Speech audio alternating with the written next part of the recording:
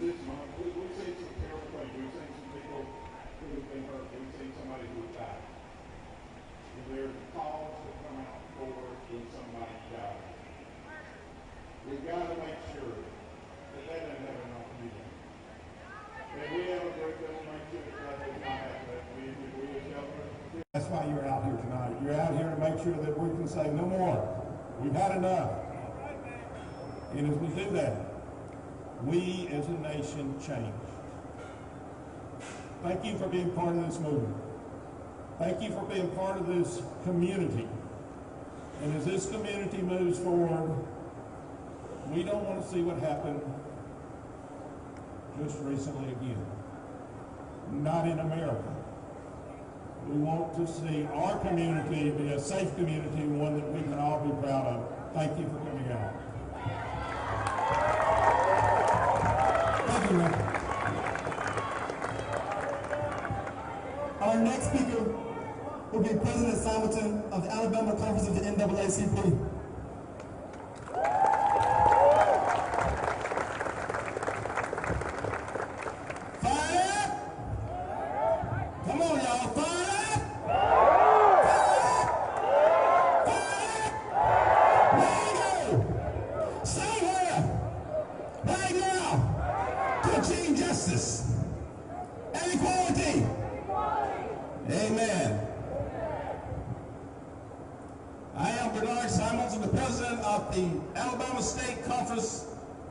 Association for the Advancement of Colored People.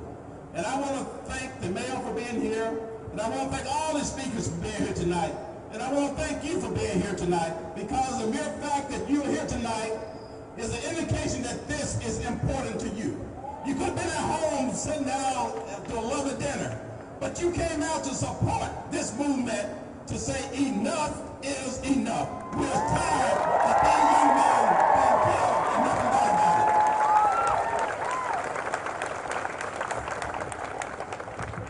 And so we know recently that Mr. Floyd's life was taken.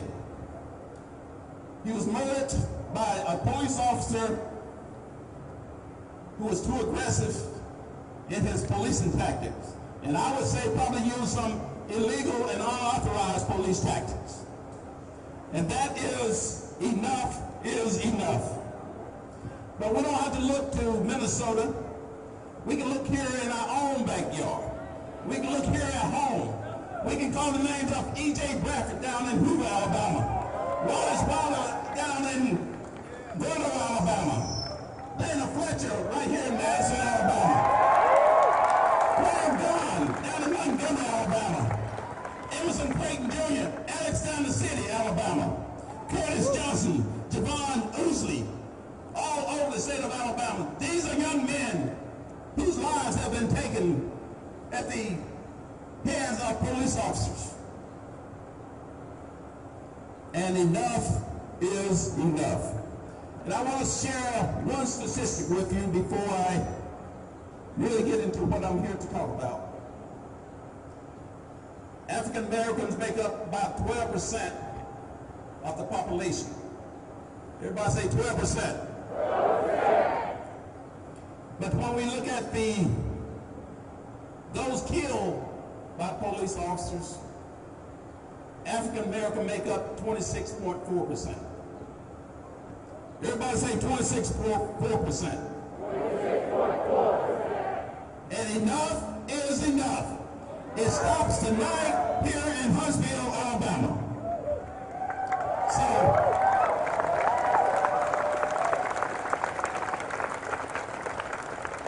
the NAACP, along with other organizations, have come up with a list of 10 demands that we are demanding that the police force take. The first one is to create a citizen review board. Now, I know everybody said, well, we have a citizen review board here in Huntsville, but we want a citizen review board with teeth. We want a citizen review board that authorizes people to use the subpoena power so that they can subpoena these officers to come in and testify under oath. That's what a real civilian review board looks like. So we got about 3 minutes. We want the police officer to release the body cam. Release that body cam. Release the video. Because it does us no good to say, well, they got the video, he must be innocent, or he must be guilty. Release the video and we can make up decision for our own selves. Release the video. And I'm not talking about months later. I'm talking about as soon as the incident happens. We're smart people, and we can look at the video and determine what happened. Police should not be the only one that held the video. I'm trying to. Immediately release the names of officers, supervisors involved in all shootings. Release and create standard operating procedures to de-escalate rather than escalate situation when you confront a person on the street. To clarify the shoot to kill policies. Remove corrupt officers from the police force. Yes, remove corrupt officers. To provide medical attention to those who were shot by the police. To test officers in shooting involved when someone was injured. We got to hell. Just give me like a 30-second cue or something. Or every minority shooting requires an elevated level of like a 30-second and then like a 3, 2, 1. Okay, Stone said he's going to start on the crowd. Increase the use of special prosecutors when potential hate crimes are present. Implement implicit bias training. All of us have some biases and we need to know what those are. Enhance the collection of data on fatalities involving police officers. Discourage so-called citizens' arrests. Interact and team up with organizations like NAACP and other civil rights organizations who are out here fighting for justice and equality. We've got to have those things. So, as I go to my seat, we can no longer sit back and do nothing. And next month in the state of Alabama, there is a rural election. And we got to take our souls to polls. And then in November, everybody say November 3rd. November 3rd. You got to go to the polls. You got to take the neighbors to the polls. You got to take a sister and brother. Everyone that's eligible to vote, let's go to the polls on November 3rd. And I know some of you saying that. Someone saying, well, the coronavirus is bad. It is. But you can vote absentee. Now, the Secretary of State, John Merrill, said you can vote absentee with excuse. So if you don't want to go to the poll, make sure you get your absentee ballot filed in time. So with that being said, fire up! There you go. Who's the next speaker? The next speaker we have is Representative Hall.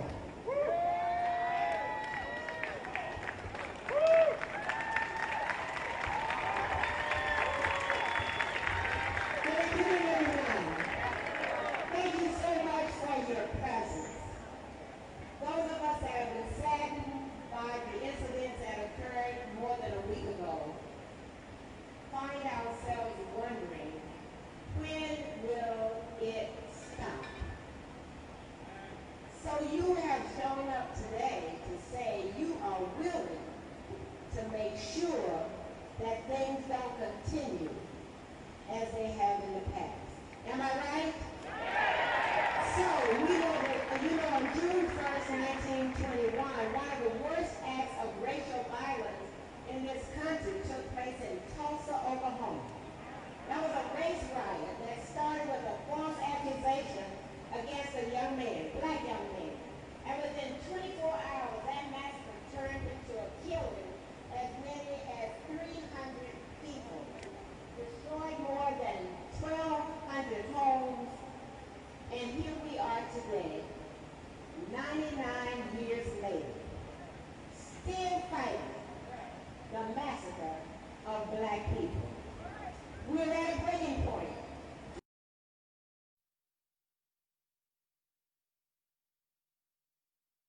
We are at a breaking point. the United States of America, wouldn't you say? So as we continue to grapple with the global pandemic that has claimed more than 100,000 lives, many of them black and brown, and 40 million people have lost their jobs, we are yet again confronted with the senseless murder of black men, women, and children. Enough is enough. The slaughter of our people must stop. The tears that we have shed over the years for the lives of our men, women, and children could fill an ocean. We stand today, I believe each one of you are here today to stand for each one of those victims and their families with that feeling of that collective pain that is accumulated with the loss of those taken from us. As an elected African-American woman, I consider it an honor that you have allowed me to serve and hold this office, not just for edification, but to serve, I hope, as a beacon of hope. If I don't, it's your responsibility to either pull my shoulder, tap me on my shoulder, pull my coat and say, girl, what's your problem? That's your responsibility. But you know, I stand here because there were individuals like you standing when I went to college, saying they were no longer going to accept segregated schools. I stand here today as an elected woman because individuals like you that are standing today walked the streets and protested the inequities that we were dealing with. And so what do we need to do after we stand today? In the words of Killer Mike, I think it was, the other night, Killer Mike says we must do what? We must plan, prioritize, strategize, and mobilize. Are you ready? Let's plan, prioritize, strategize, and mobilize. And I believe if we leave here with that idea, no matter what the issue is, no matter what the problem is, your standing today will not be in vain. And we will give a great honor to the George Floyds and all of the others that have gone on in the senseless murder. Thank you.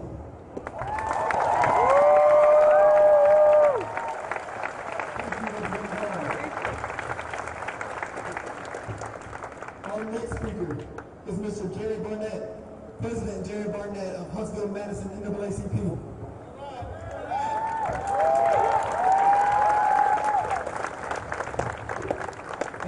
Thank you. And good evening, everyone. Thank you so much for coming out today. Just your presence alone make me realize that you are concerned about our country and the way some of our citizens are being treated when it comes to law enforcement. I'm sure there are some among us who are somewhat like myself can think of a number of places that you would rather be, but here we are faced with two major crises. A corona pandemic that have taken the lives of more than 100,000 American citizens and also put more than 40 million Americans out of work. When you compound that with a broken, unfair justice system that continue to send people of color to an early grave, one can keep count on. I don't know about you, but for myself, my understanding, that's a recipe for a long hot summer. In times like this, when the nation cries out for real solid leadership from the White House to the State House, from the City Hall, and to your own house. With proper leadership, the twin crisis of coronavirus and a broken justice system could have not been so severe. We know for a fact that our current president and his administration disbanded the pandemic clinics left in place to combat airborne illness by the Obama administration. We also know for a fact that this current administration ignored warnings from its own security agencies for more than 70 days before taking any type of actions. Giving time and opportunity for this virus to spread out of control contributing to the loss of well over 100,000 dead Americans, and that number continues to rise. Medical experts from the Columbia University have estimated that had action been taken just 1 week earlier, about 36,000 lives would have been saved. If this is true, then just imagine how many lives would have been saved had our current administration taken action 2 months earlier when it first received the warning of the coronavirus outbreak. The coronavirus is a man-made crisis brought on by poor leadership coming from the very top level of our government. On the other hand, people of color are confronted day in and day out with a broken, unfair justice system that extends as far back as slavery and down through the Reconstruction and legalized segregation era, right up to May 25th, 2020, with the killing of Mr. George Floyd at the hands of law enforcement officers. This was nothing new. One of the biggest problems that so many so-called conservative Christians have living in America today is not admitting there's a problem when the whole world can see that there is one. The nationwide protest that we're witnessing today is a man-made crisis brought on by 4 police officers suffocating 1 black man to death in broad open daylight before witnesses with cameras on. The images of the 3 police officers holding down 1 man while another one planted his knee over his neck and apply weight until they suffocated to death and his life drained out of our humans, of a hopeless human being is something that no one should have to witness. As a result, we see protest after protest and civil unrest from coast to coast, and all that it would take to de-escalate is for the proper authorities to hold all parties involved in this brutal killing accountable for their actions. Holding wrongdoers accountable is not asking for too much, it's only fair. The twin crisis that this nation faces cries out for real change in our justice system. The type of change that could only come out by all of us turning out at the polls on election day. Now, I've been around long enough to know that voting makes a difference. History books have proven that when we vote, we make progress. If you're not ready to vote, please get ready today when I will tell you on the street.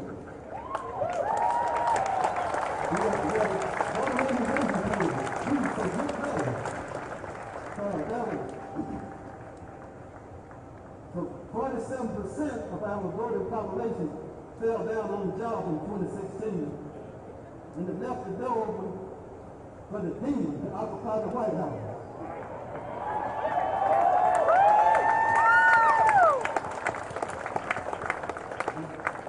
Now we're all having to suffer the consequences.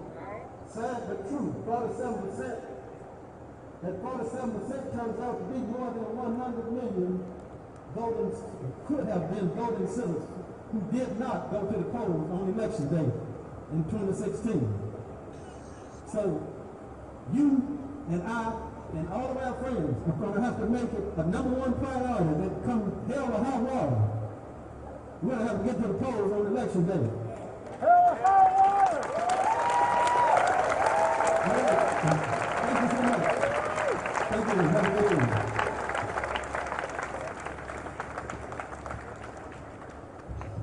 Thank you, President Barnett. Our next speaker is Councilman Culver.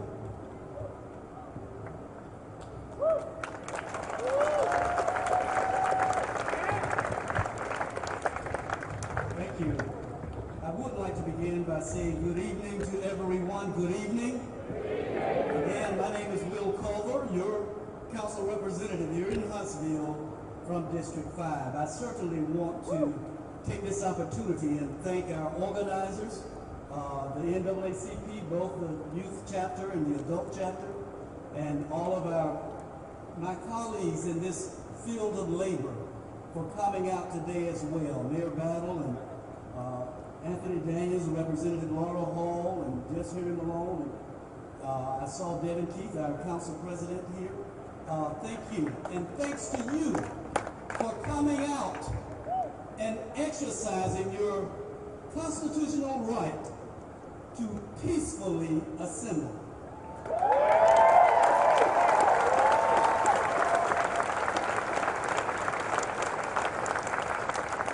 And I would be remiss if I didn't come back and say, along with those rights comes responsibilities.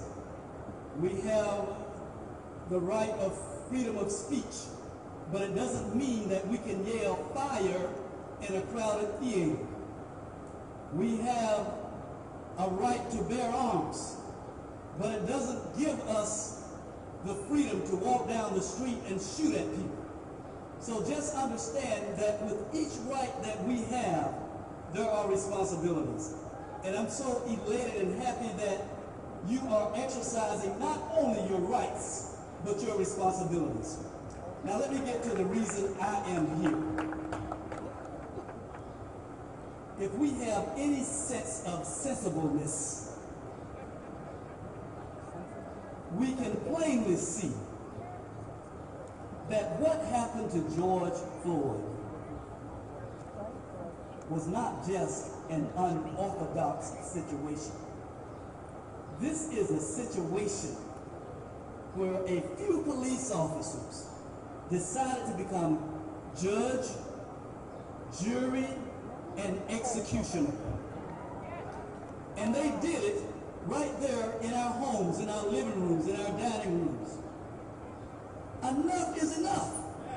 I don't know about you all, but I am fed up. I am mad, and I'm not taking it anymore.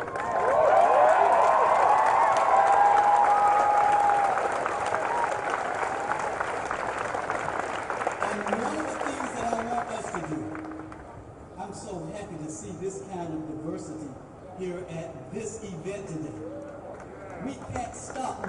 Listen to me, please. We can't stop here today. We've got to continue and continue and continue until that necessary change takes place. So I hope, like me, you too are in this for the long haul.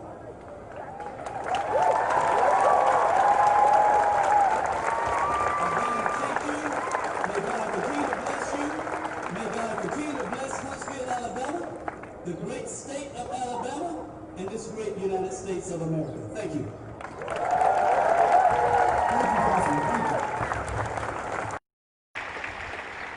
Our next speaker is Pastor Bill.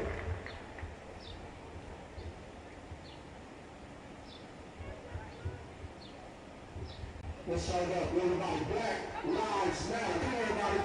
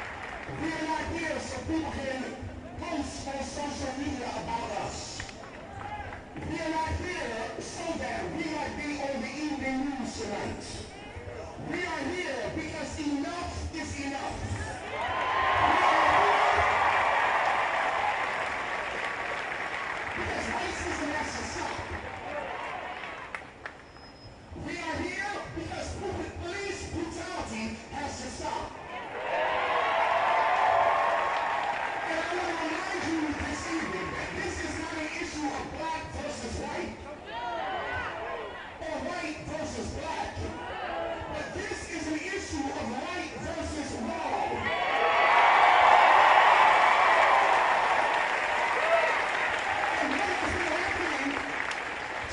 people is wrong. Now someone said, well, what are we going to do after this? After we march, after we have our peaceful protest, what are we going to do? Number one, I would like to suggest to us, keep on talking. Don't be silent. When we're silent, we're complicit. The big book says the power of life and death is in your tongue. Speak up and speak out. Speak truth to power. Are you hearing what I'm saying tonight? I said it again. Dr. King said it. He said, in the end, it won't be so much the words of our enemies, but the silence of our friends. We can't be silent. We got to keep on marching, keep on engaging in peaceful protests, keep on talking, not just to people here in Huntsville, but all across the land. Everybody here, you can influence somebody. Influence them to stand up and speak out. Are you hearing what I'm saying tonight?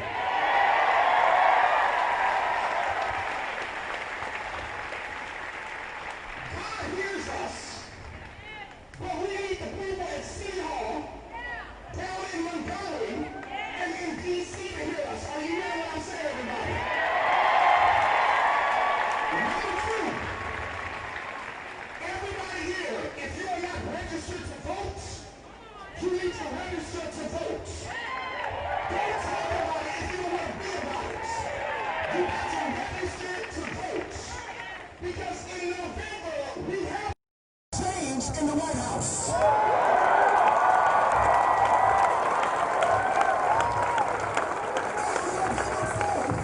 I'm not going to talk about woulda, coulda, shoulda.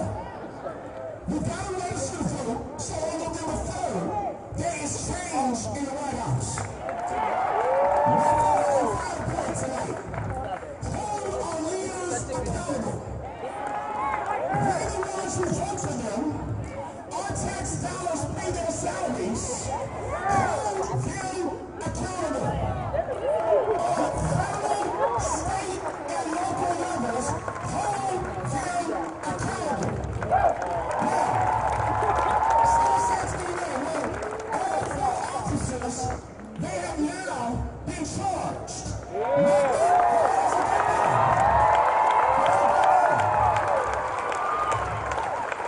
But there's a difference with being charged and being convicted. Are you hearing what I'm saying? I can't just be charged, but they need to be convicted. I wish I had some people in this place who knew what I was talking about. You can't just be charged, but you got to be convicted. And so that's what God has called us to do. Do justly. That's justice. Speak up. Vote and hold people accountable. Love mercy and walk humbly with God. Why? Black Lives Matter. Black Lives Matter. That's it. Black Lives Matter. Black Lives Matter. Black Lives Matter. Black Lives Matter. Black Lives Matter. Black Lives Matter. Black Lives Matter. Our next speaker is something special, and I'm going to tell you why. Because he's a student who organized Monday's rally. This rally, that you hear right now, is student organized. Students are saying what's happening now. The tides are turning in America. So I'd like to introduce Brendan Lewis to come speak.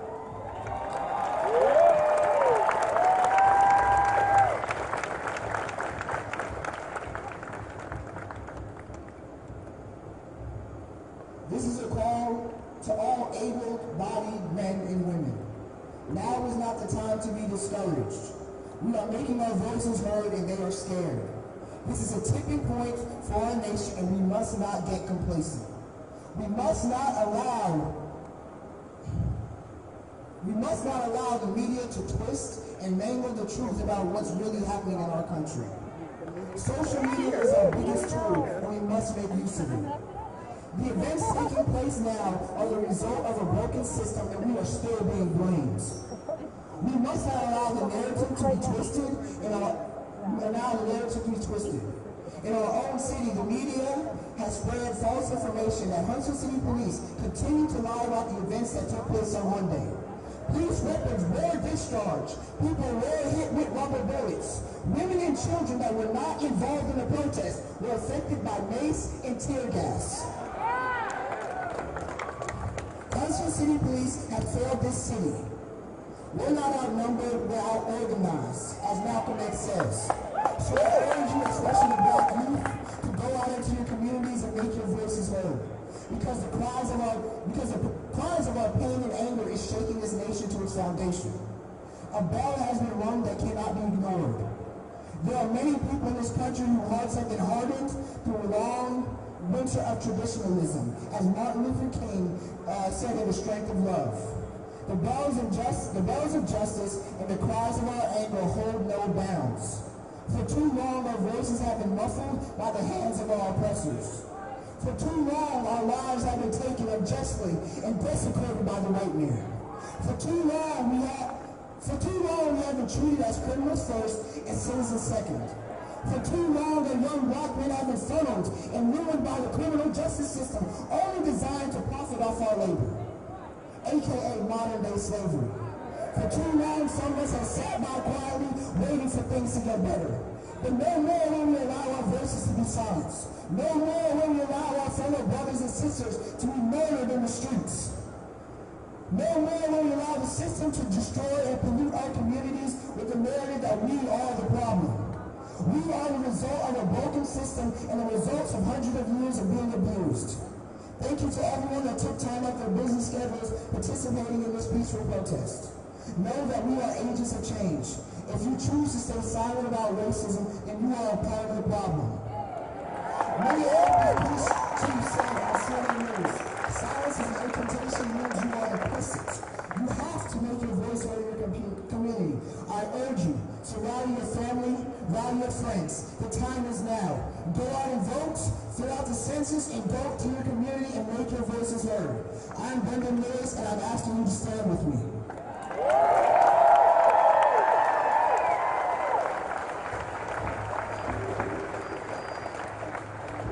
Thank you, Brendan. Our next speaker today will be Richard Woodruff, President of Limestone County, NAACP.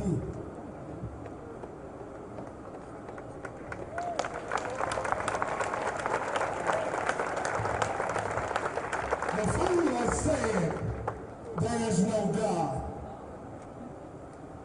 I got to start off by saying thank you so very much for all of you to come out to stand for justice with the NAACP this evening. As you all know, it's going to take each one of us to make the change happen that we are all here to see, that we have been longing for years in this country, and that we're willing to fight, bleed, and have died for it. And we will continue to fight until justice rolls down like water and righteousness as a mighty stream. As we see our leader sit in his bunker in D.C. and tweet bad behavior by our law enforcement throughout the country, the tear gas and the peaceful rioters all over the country, and say it's a good thing, way to go, attaboy, patting him on the back. We got to stand for justice.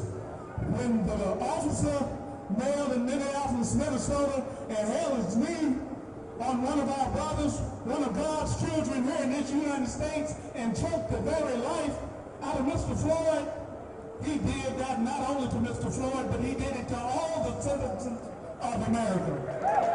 They want to allow against injustice, whether it's in the form of police brutality or political mismanagement. And that's in the form of elected officials being derelicts of their duty. We got to insist, as has been said so many times today, that they do what they were elected for. We got to hold them accountable to the highest standards. And we got to hold our law enforcement accountable to the highest standards and measures of the law.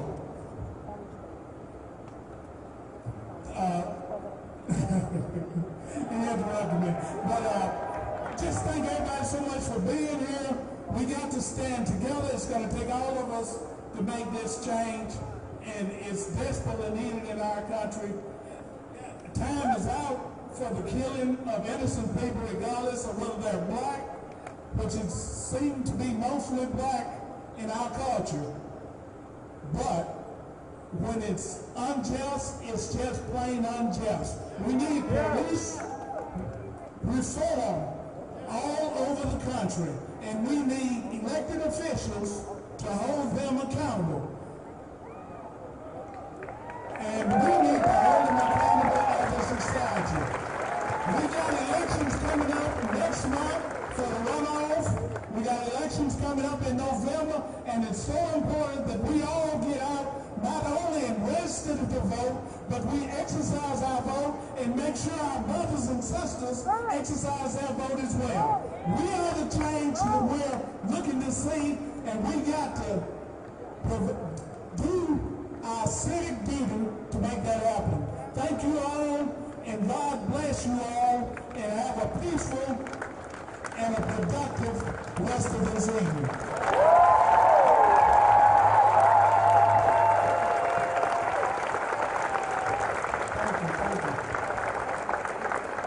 Our next speaker is a PhD student from UNH, Dolores Baker.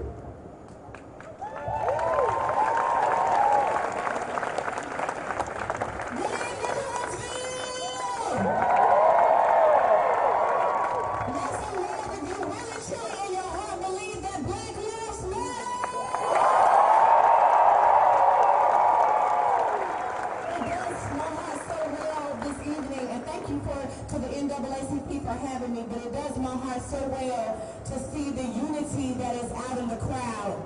And it does my heart so well to see the diversity, because that confirms for me that Huntsville gets it. And like Pastor Boyd said, this is not a black versus white fight. This is an everybody against racism fight.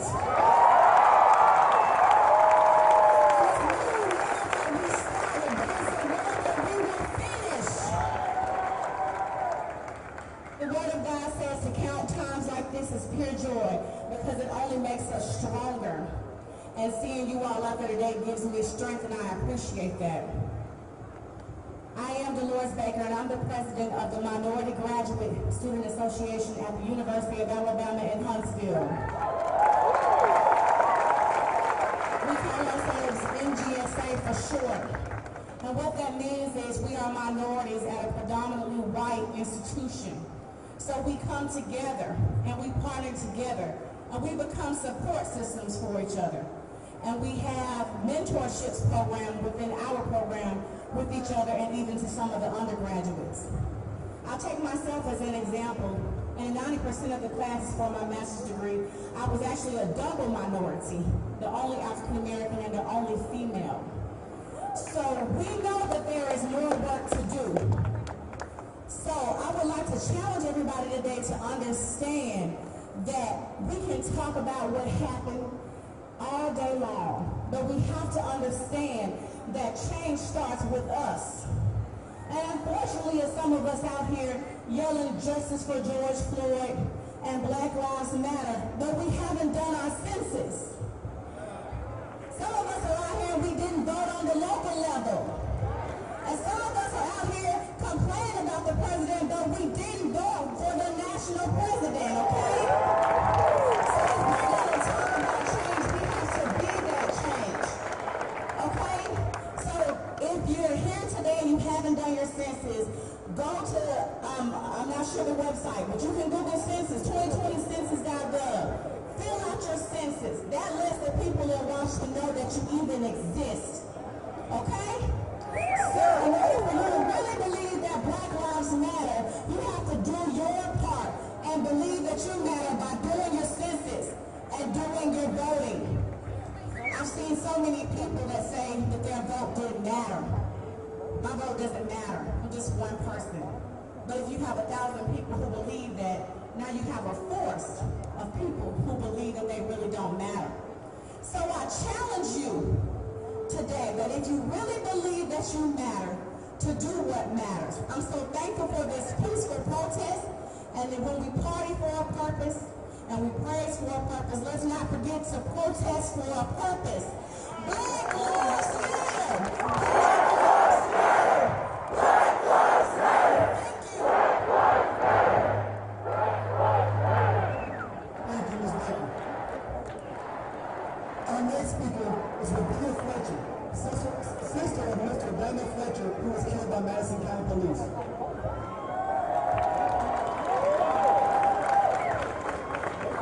Good evening, everyone. My name is Rebecca Fletcher, and I'm a lifelong resident of Madison County here in Huntsville, Alabama.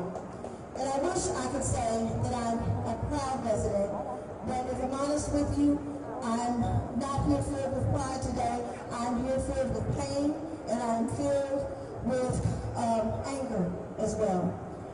I am filled with pain because of the murder of my brother, Dana Sherrod Fletcher, and it hurts me to see that my brother did not receive the support for justice that he deserved when the Madison Police Department refused to release the names of the officers involved in my brother's case. Nor did they release the video and audio content from the body cameras of the officers involved in his murder. We are gathered here today because we have all seen the video that clearly showed the officers murdered George Floyd. We are here demanding justice because the evidence is clear. Yet here in Alabama, the evidence of the murder of Dana Fletcher is being concealed for no legal or moral reason. That hurts me, it angers me, and it should hurt and anger you. Does a fellow citizen of Madison County deserve any less justice or consideration than you are willing to demand for George Floyd? For over 7 months, my family has been fighting for the release of this evidence. We want justice, and justice starts with the city of Madison and the Madison Police Department releasing the truth to the public. This type of careless policing is the reason why we are protesting today. The only way we will get justice is if we fight together. We need the people to sign the Dana Fletcher bill petition that will provide. We need the people to fight with us for the release of the body cam footage. We the people must hold our elected officials accountable. We've said that several times tonight, but now, more than ever, as we see clearly that their actions are proving unjust. We must analyze, is the current leadership advocating for the change that must come? There is no question about whether or not it needs to come at this point. It must come. If not, who is the person that will make these changes? Who is the person that will advocate for us? We must join together, clean house, and find the candidates willing to hold, to be bold, courageous, and steadfast to enact change and not just talk about it. Lip service is over. We the people must fight for the police reform in which corrupt officers will be held accountable. In closing, I would like to say that we are very grateful for the support that we have received from you, and your efforts are not in vain. The Fletcher women will continue to fight until we get justice for Dana Fletcher. We are the definition of all voting no quit, and we ask you to join us. Say his name and never forget. Those who want to help, please visit the Remembering Dana Sherrod Fletcher Facebook page for more information, and thank you for coming today.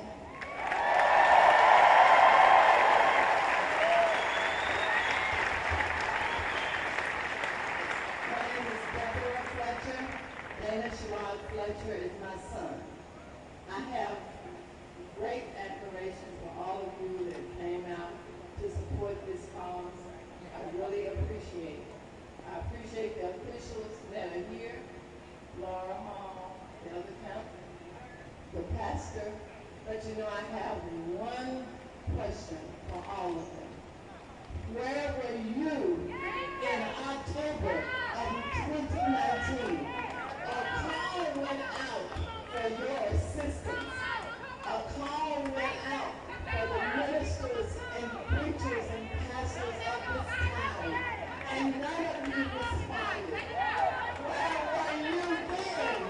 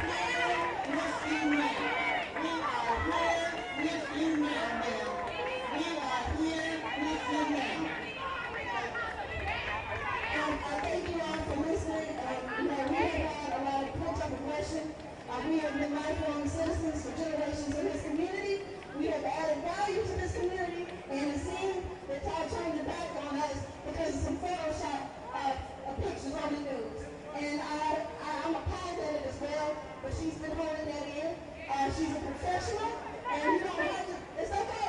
It's all right. I'm not apologizing for you because you have a right to your feelings.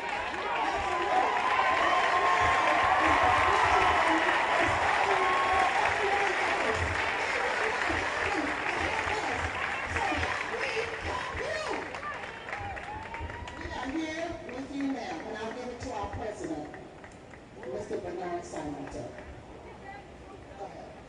Oh, Josh. Okay. Yes, ma'am. We hear you. We hear you. We are here for you now. Our next speaker is Elisa LaFontaine, a community activist in Huntsville.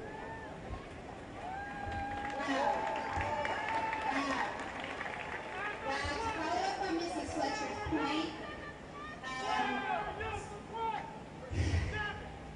when I got asked to speak today about BIT, I'm really angry. I have a lot to say, right? And then I sat down and thought about it, and I thought, dang, I got nothing to say. I'm so angry. Because we've been talking about it forever. So I want to talk about anger for a second. Thank you, Mrs. Fletcher, for sharing, because we should be angry. We should have been angry when we had a meeting last year at the Richard Shower Center, and the sheriff came out to explain to us what justice was and what procedures was. We should have been angry then. We should have done this then, but we didn't, right? Because we all have these firelit moments in time, whether that's Emmett Till, whether that, I thought it was going to be Rodney King in my lifetime, but y'all got into the narrative being reframed. So, I think we're all angry. If you're angry, let me hear you.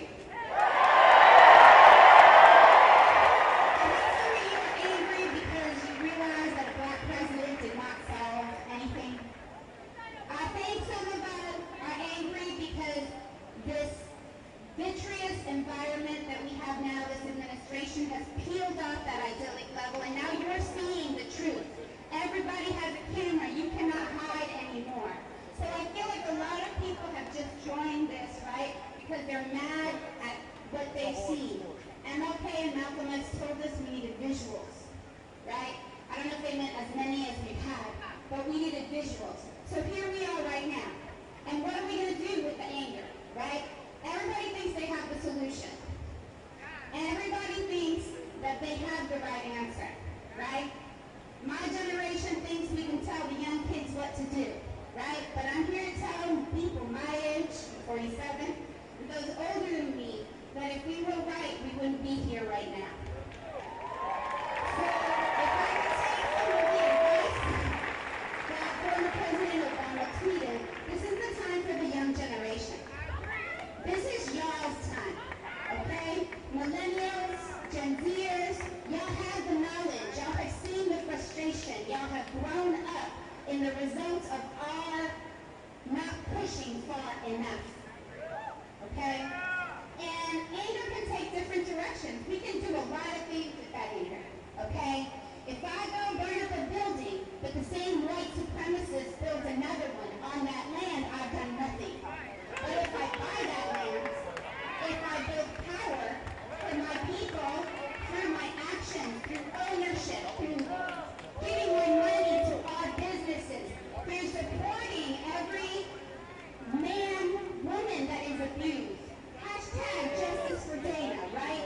We need more than that. We need action and accountability. So what I'm here to say is this. Everyone thinks they have the answer.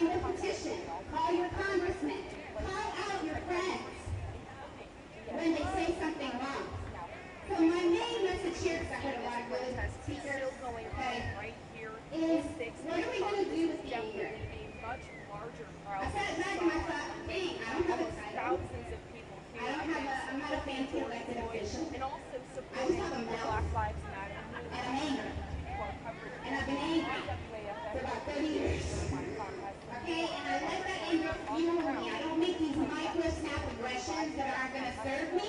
I take that anger and I push it forward. So again, this generation, this is your time.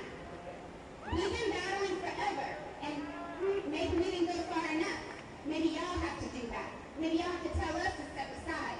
Maybe y'all have to seek some advice, some history, and then do your thing. Form your own thing.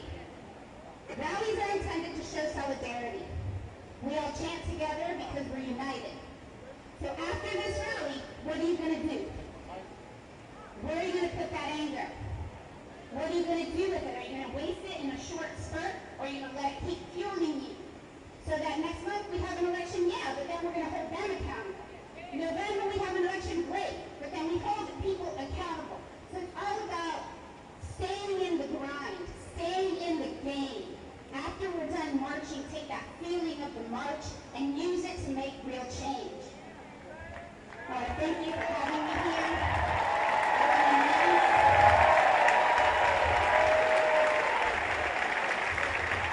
There's another movement, #Solidarity Sunday, where some folks are asking white churches to talk about this, because I'm going to leave you with this. Y'all invented racism. Y'all need to fix it. Y'all need to come on inside. Hear us how to fix it. Hear us. Right? I'm sorry that lynchings never went away. They were just reframed. Okay? So now that we know that, what are we going to do with it? So if you're angry, let me hear you. Now my closing question is, what are we going to do with that anger?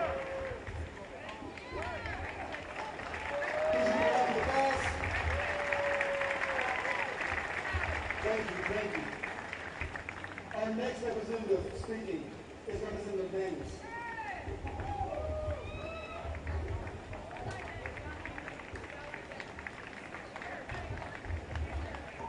Black Lives Matter!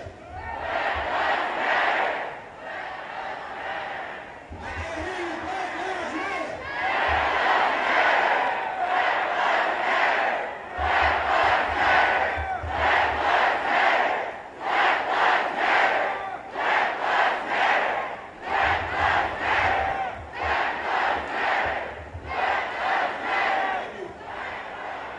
You know, excuse me, Pastor, but I'm mad as hell.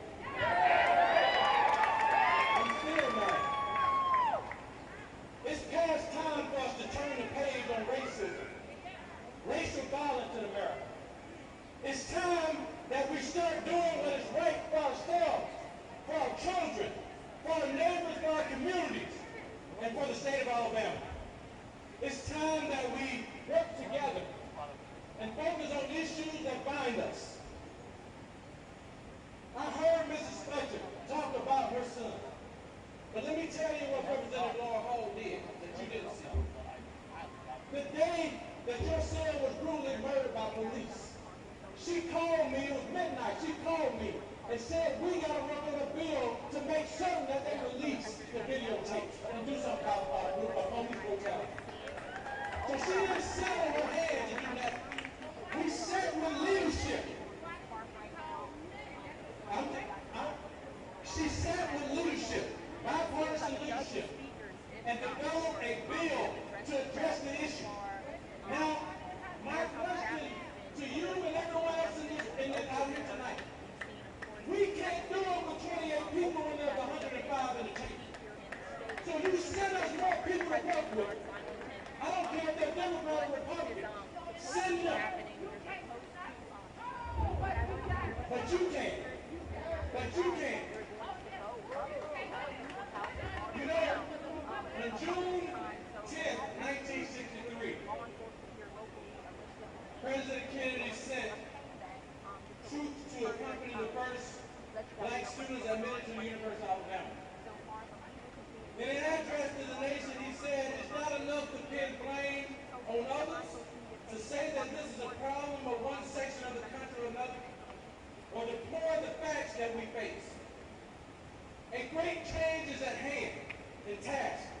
Our obligation is to make that revolution, that change, that peace and struggle.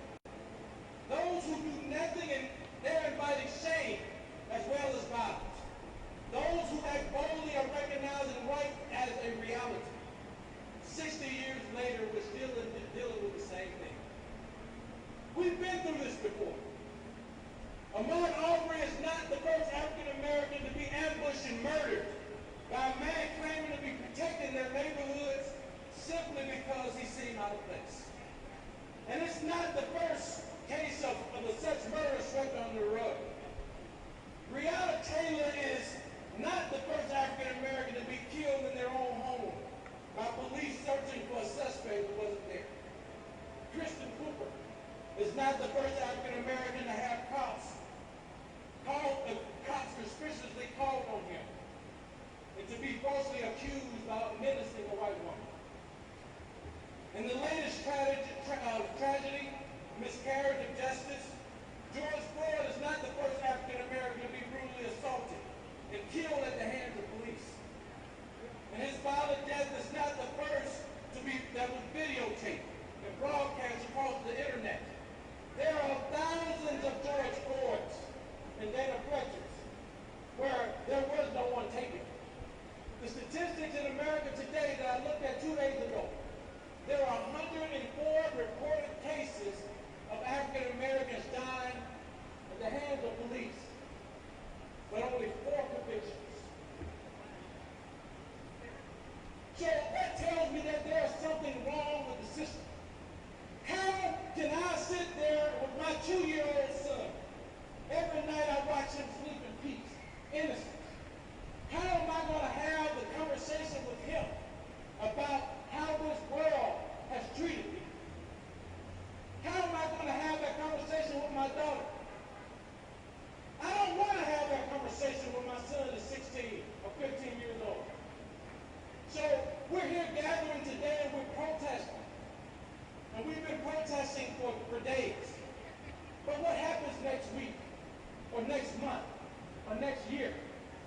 Mayors and city councils appoint police chiefs. Citizens elect sheriffs and DAs.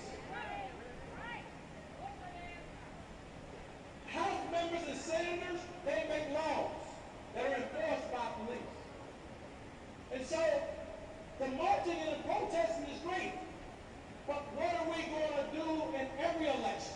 We have an election in August for city council. You need to make certain that your city council members are standing up for you. You need to ask them what they're going to do to ensure that justice is served at every cost and every example. What are they going to do for Mrs. Fletcher and the unanswered questions that she had? What are the state legislators going to do when it comes to making certain that the tape can be released regardless of the jurisdiction? Now, one thing that we haven't talked about is that local municipalities have the ability to release the tape without having enforcement from the state legislature. So we try to point, every person that you go to is going to cast blame on another. So we got to educate ourselves and understand the impact of local races. The President of the United States, yeah, it's great to vote in November for the President. But you are being screwed in your community by people that don't care about you. They don't think like you. They don't feel the way you feel. I refuse to sit back and allow my son to live in a world like this. I refuse to allow you to sleep one night without calling you and telling you what I'm prepared to do. But I can't do it by myself. I can stand up and speak out just like Fannie Lou Hamer said, that I'm going to keep saying it. The things that I'm saying to you may not matter to you, but I'm going to keep saying it until it drive you crazy too. And Mary Ann Williamson, when she said that our fear is not our deepest fear is not that we're inadequate. Power beyond measure is our light, now our darkness is our most righteous. And you feel like giving up. And you feel like you're broke. You didn't do enough in August or November. Remember this. When things go wrong, and they sometimes will.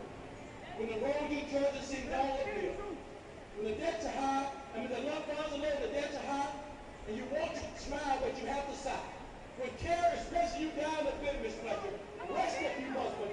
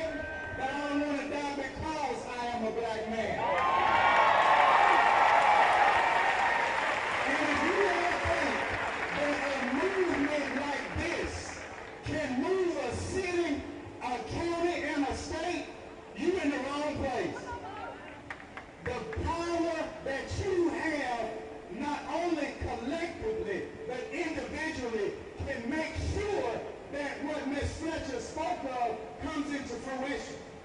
One thing that I've never been concerned about was who I was. And so I don't ever pump myself up. But one thing I can tell you is I fight for our people. And I will continue to fight for our people because right is right. And what is going on in this park tonight is absolutely right.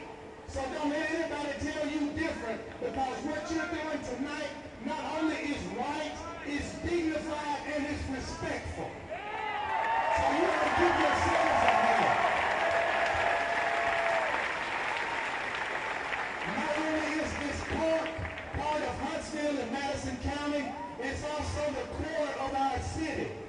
And just as we put lights down the waterway, just as we put braided bricks down on the floor and decorative rails across the bridge, we want to make sure that on top of this hill looks the same way.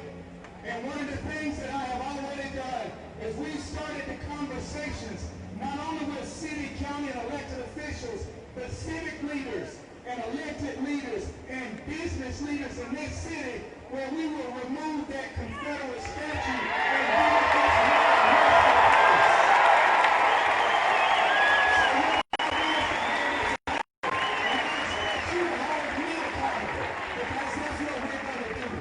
Thank you all for coming out. Thank you all for being respectful. Thank you all for being dignified. And don't ever forget that Black lives do matter.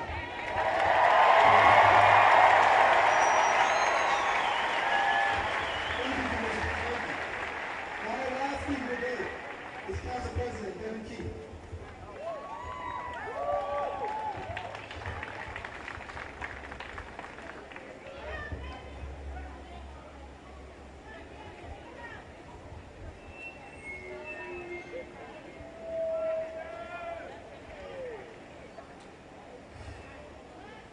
I won't go speak, but this moment means something.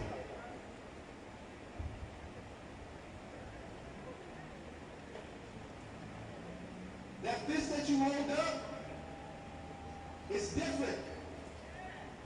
That fist that you hold up represents your home, represents your community, represents the LGBTQ, the Latinx, African American, rich, poor, school teacher, baker, black, white. But that fist is so damn powerful when it accompanies all the fists that are here today. Don't you ever forget that the power of you all together is all the power that you need. That this fist, when it leaves, should make a phone call to somebody who didn't come, should bubble in a candidate that you believe in, should call a parent or a cousin that needs to hear the truth and the power.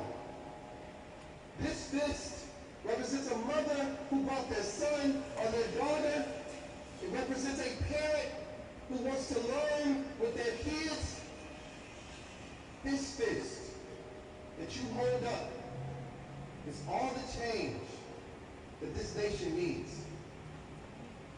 And since nobody else has said it, as an elected official, but more importantly, as the oldest son of Darlene, born in this city, Northwood Housing Projects, I need to say to everybody here holding up a fist in solidarity for the change and equity of these people, I love you.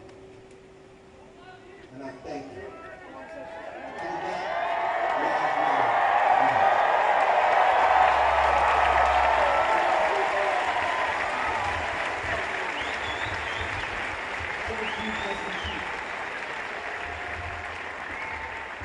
That concludes our ride today. But I would like to emphasize, if you take anything away from this rally, the importance of voting, the fact that you can change the laws in this county, that you can make this county the best place for you. I'd also like to emphasize the importance of the census, that you fill it out so that our communities receive the money that they deserve. so that we can put it into our neighborhoods, into our schools, into our black businesses. So if you leave with anything today, please leave with that. Please vote in August, in November. But to conclude this, when you leave, I would like not to go up these steps, but out the back. But vote leave to catch a ball goes out of there.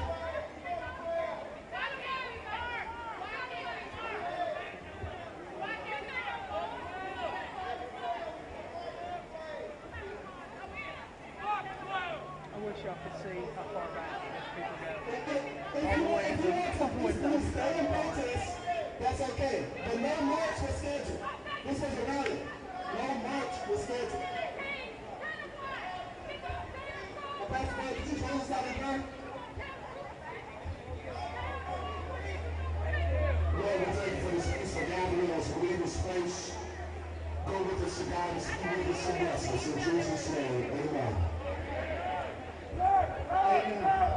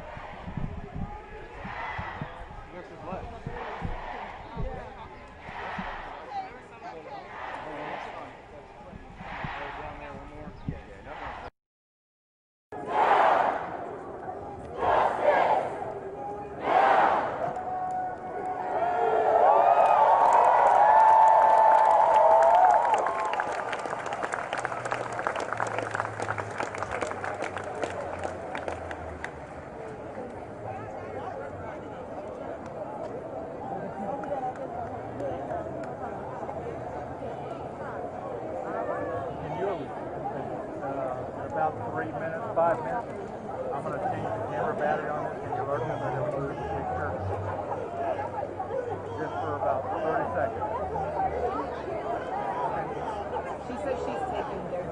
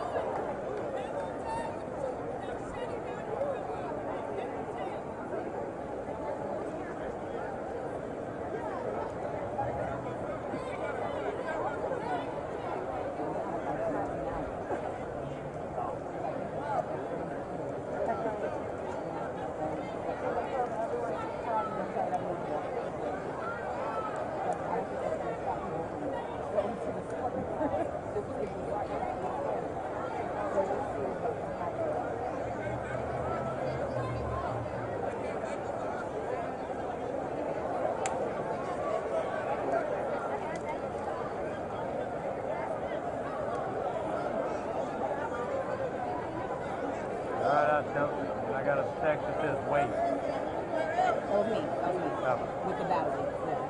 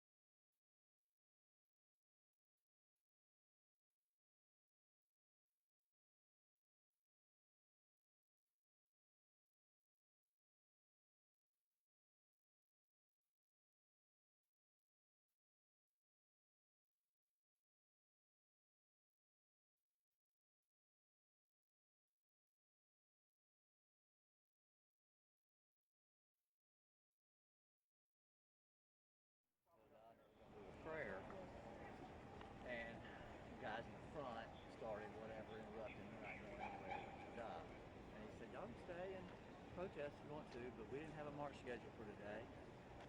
And so they started, and they didn't let the guy do the prayer, because I thought he was going to do the prayer to chill everything out again, and so they told everybody to clear out that way. Yeah. So anyway, that's all I got. Thank you. We appreciate it.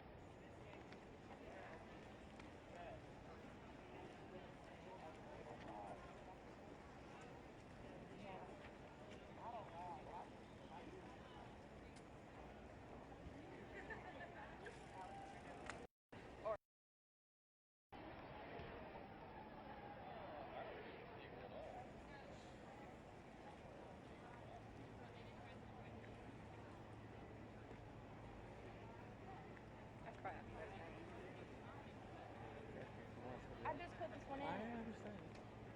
Yeah, we'll also see a lot of this one.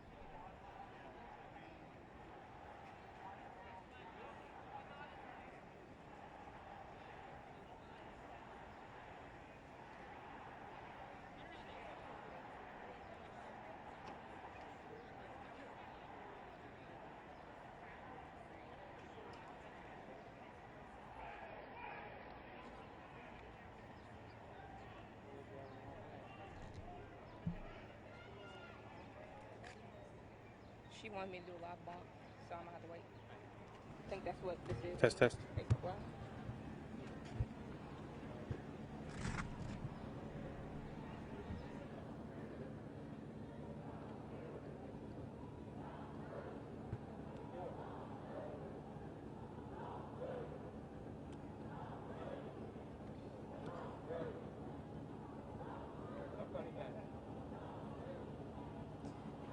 Hey everyone, Dallas Parker with WHNT News 19 here. The first half of the rally, the NAACP rally, protesters are beginning to come out of Big Spring Park East and up near the courthouse. There are people kind of standing around. Some of the people were able to get out earlier. We're going to kind of give you a live look at the people waiting for around the Madison County Courthouse to begin. So that was supposed to be the second half. The first half was a bunch of speakers and community members, activists, you know, expressing their feelings about the death of George Floyd and other people who have experienced police brutality. There's a very, very diverse crowd out here in Huntsville today, and many of the speakers talked about how proud they were to see such a colorful crowd. It meant a lot for those speakers to see people come together like this for a good cause. Now, there are law enforcement staged on the courthouse steps. Now, we'll show you that too in just a minute, as we're seeing dozens and dozens of people exiting Big Spring Park right now. And I'll kind of be quiet for a little while just so you can hear what's going on. You can hear.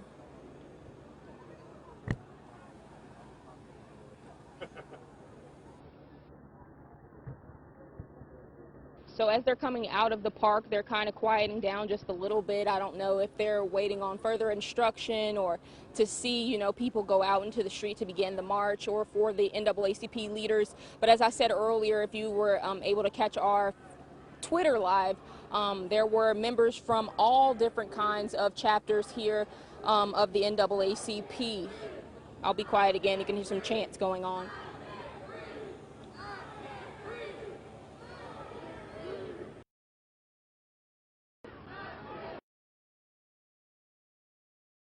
Right now, everything seems to be peaceful. The beginning of the rally was peaceful.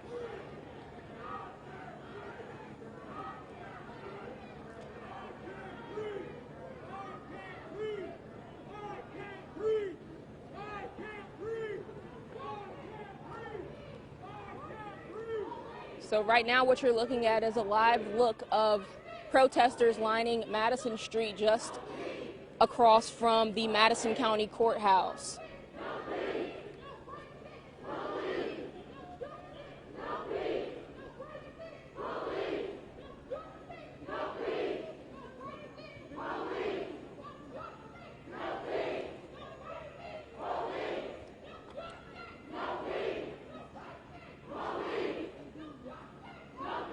Protesters are beginning to kind of step into the street.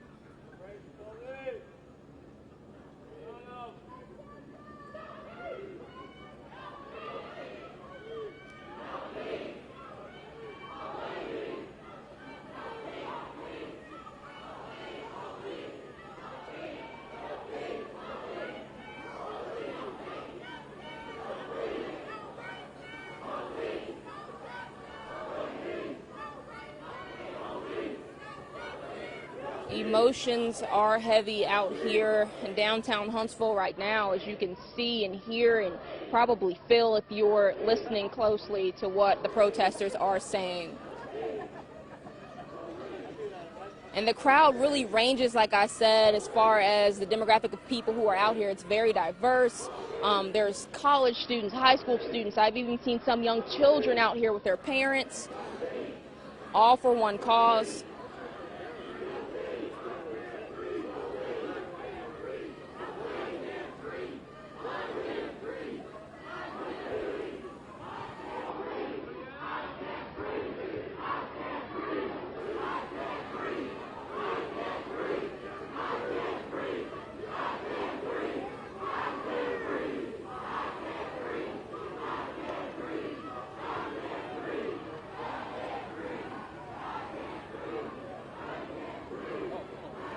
More protesters are emerging from Big Spring Park East.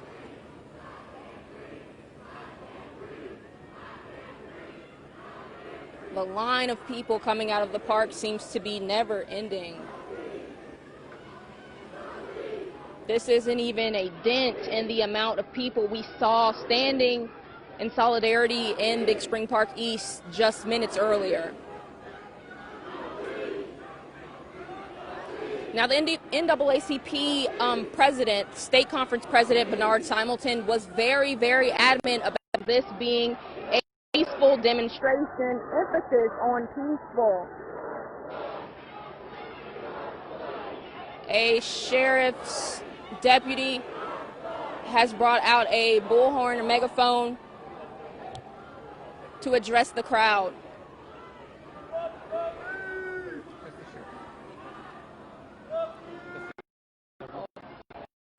That is actually the sheriff, it looks like.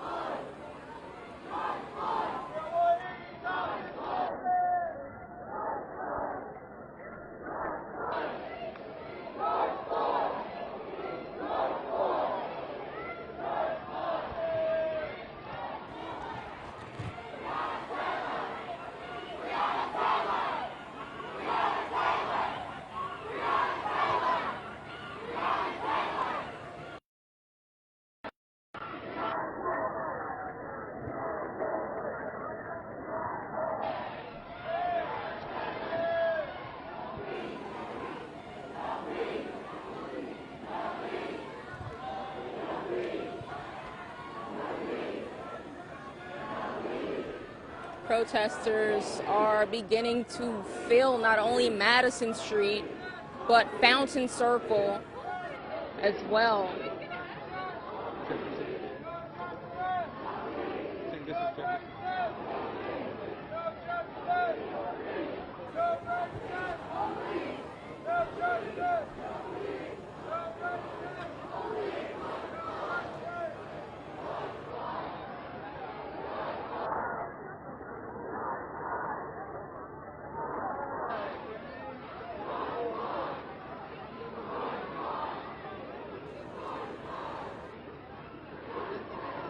I can tell you I see a little over a dozen members of the Madison County Sheriff's Office and a couple of police officers on the courthouse steps. There are also some individuals on top, at the very top of the Madison County Courthouse. The sheriff's deputies on the courthouse steps seem to be armed with some type of rifle. Not sure what type of ammunition is inside of those rifles. Protesters are taking a knee.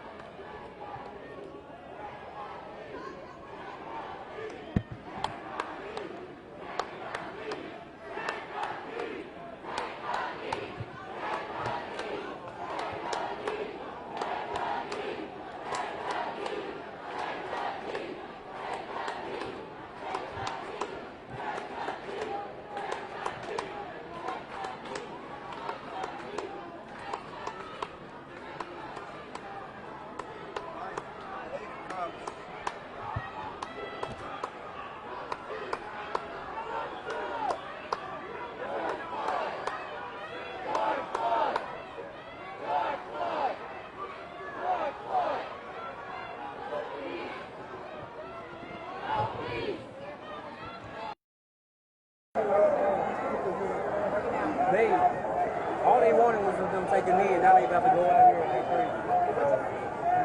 Huh? They trying to rush the bill. They tried to rush the bill.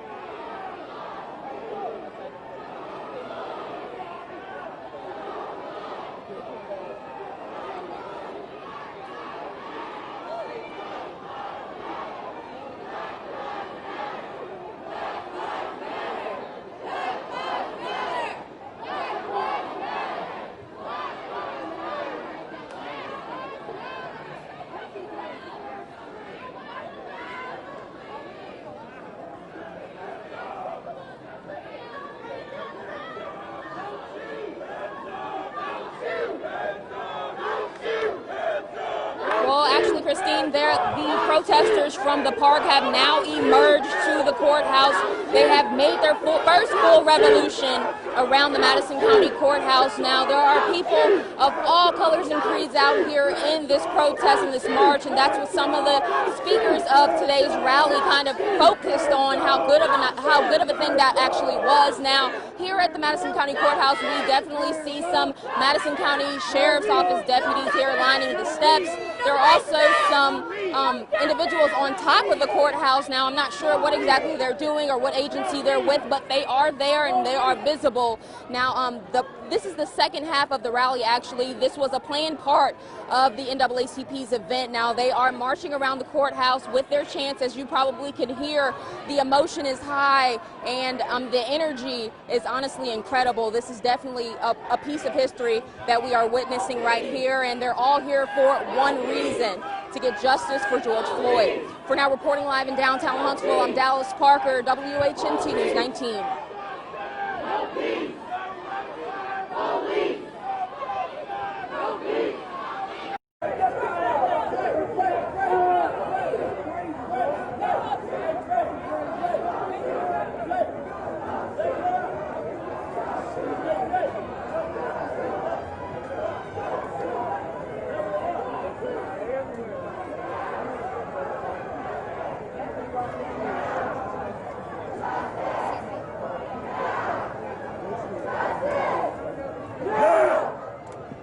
Justice! No justice! No peace! No racist! Police! No justice! No peace! No racist! Police! No justice! No peace! No racist! Police! No justice!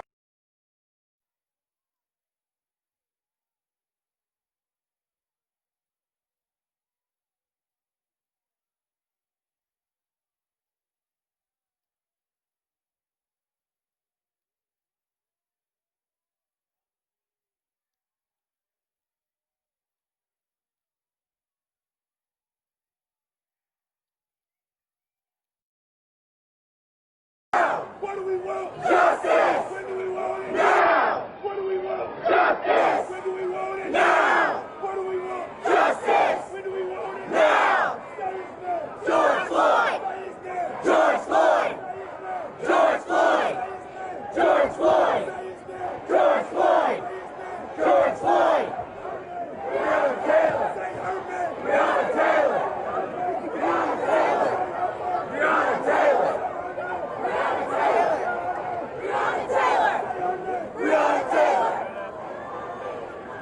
Tell me why I gotta come out here in the back for fucking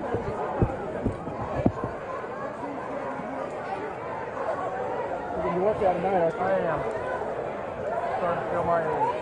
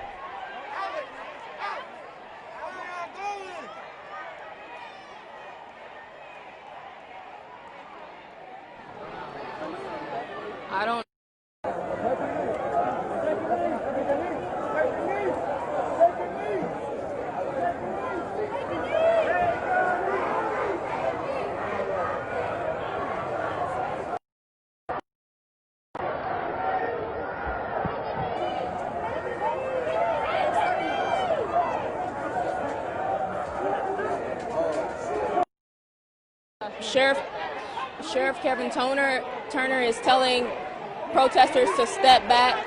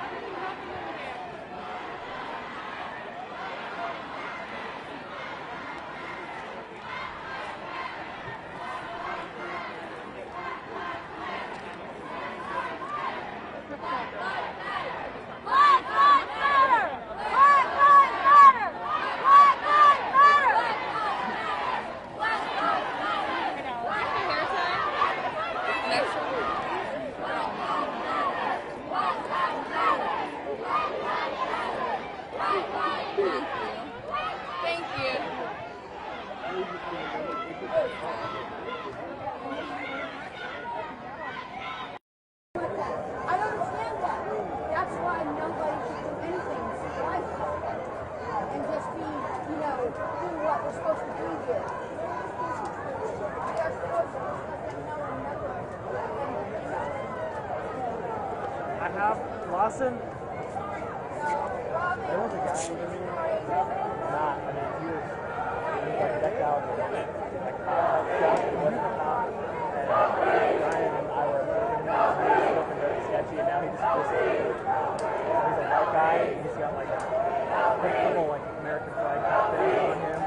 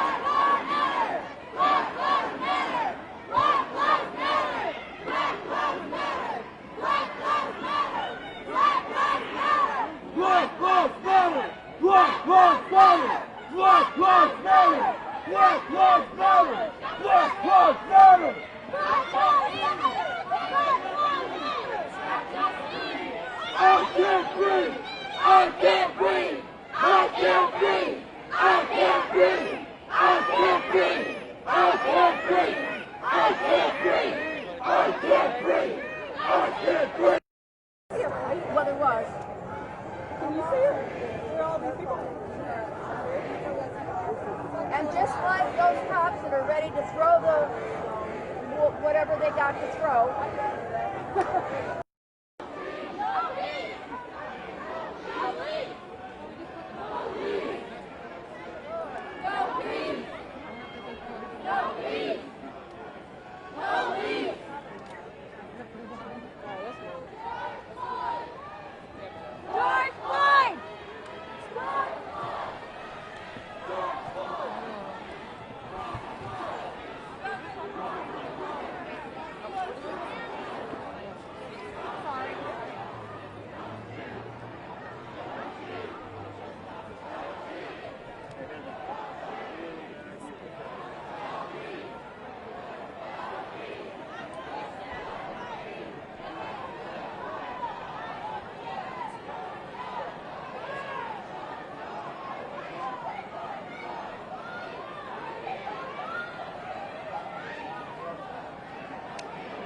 What is that? What is that? That's what I was wondering too. Here, you want to try this one?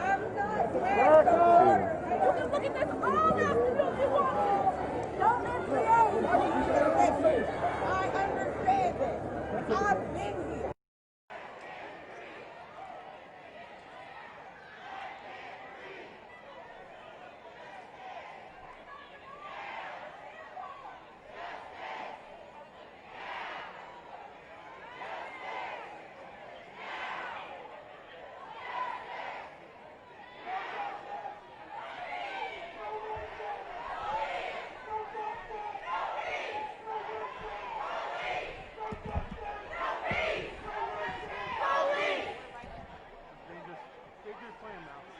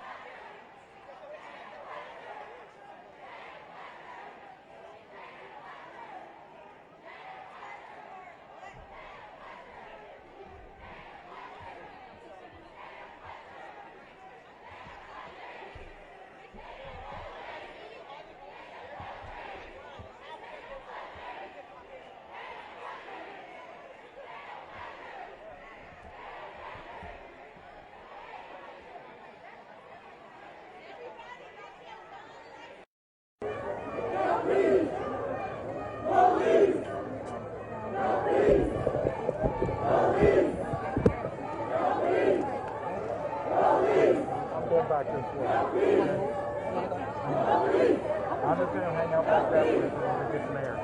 Okay. Are there even a lot of people in Or did everyone kind of... But they get lost. The only time I saw Moses. It's like near the front where all the police are standing and going back.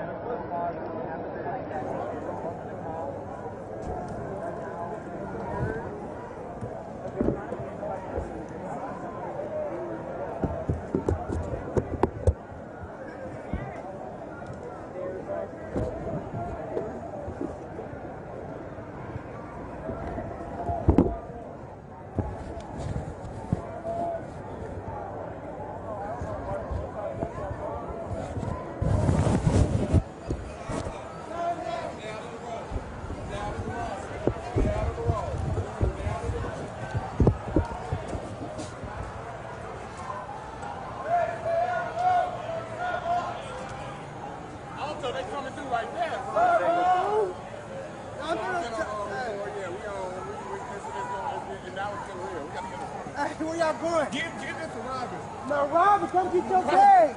Here, give it to her. Hold it. Just hold it for her real quick. I'll be right back. Where you going? I ain't trying to lose y'all.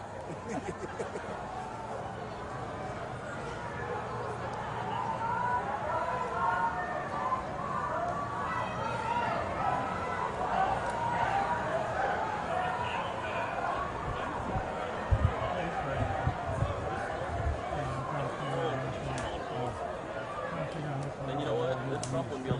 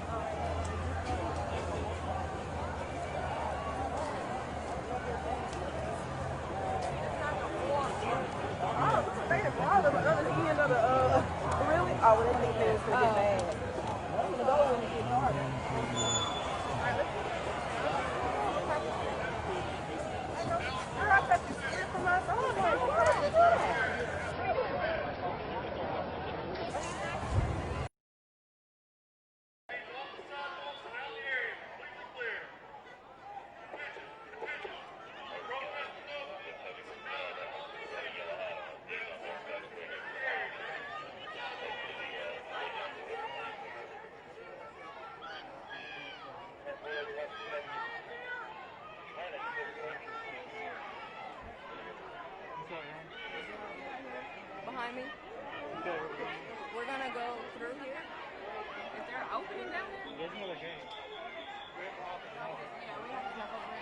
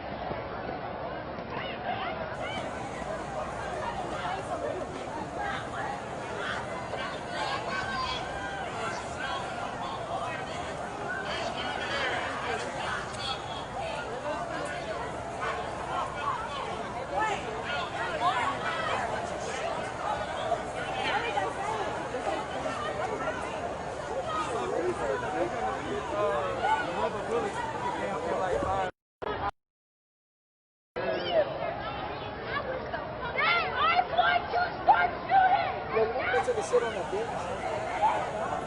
7:14, we still got minutes.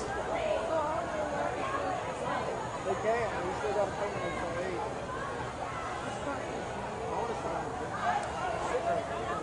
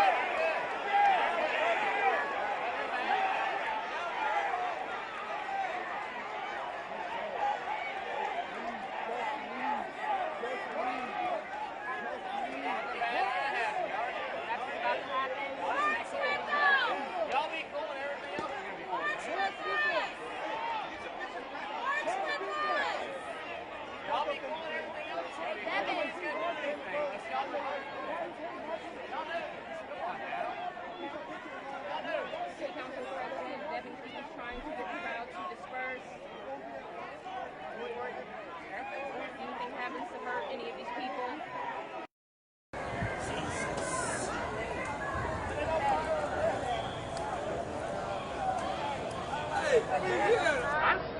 I feel like I'm in Iraq.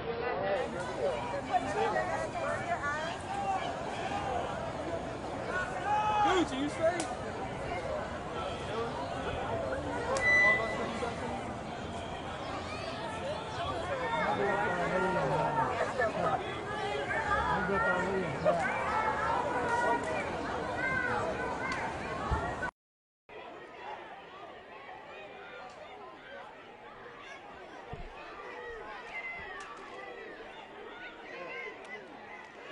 It's getting heavy. I want to be able to.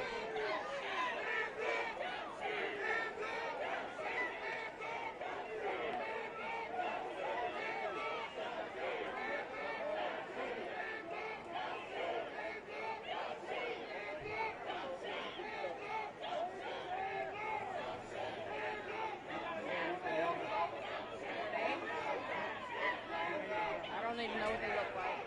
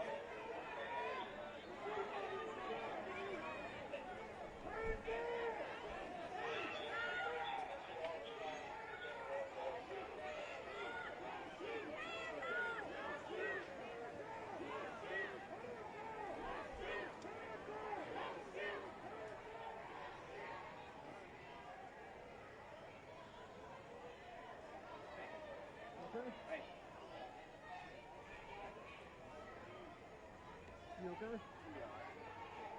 You good?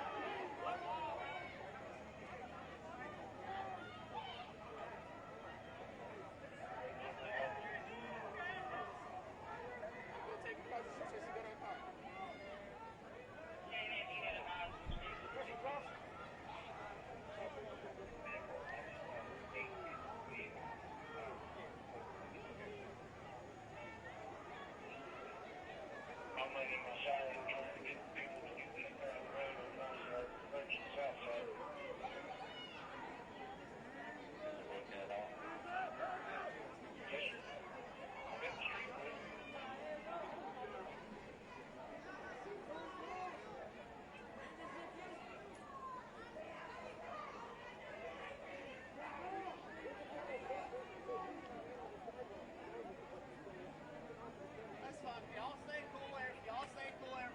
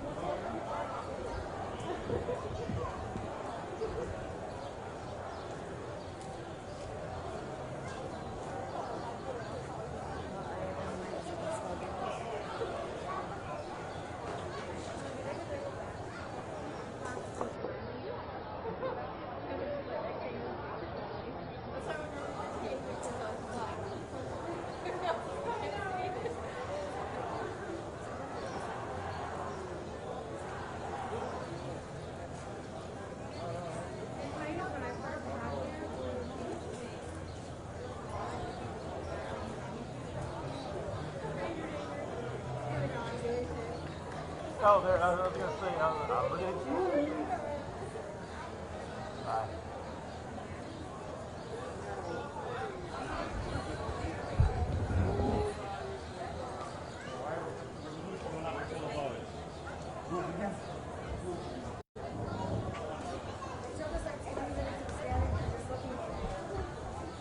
What's that? 20 minutes of standing there looking for you, and then we moved like 5 feet, and I was like, there he is, and then you're calling her right when we're moving.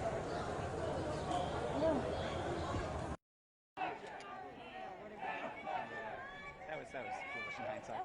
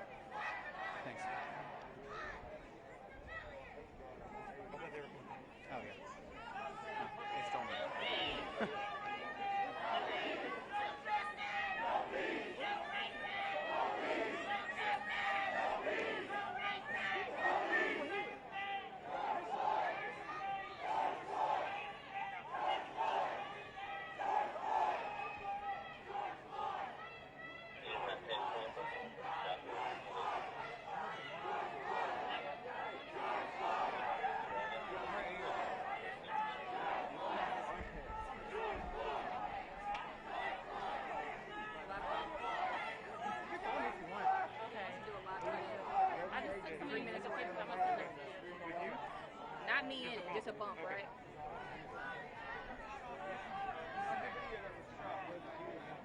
It'll be a minute long. Tell my son's text. He saw your text. I'll be ready to go.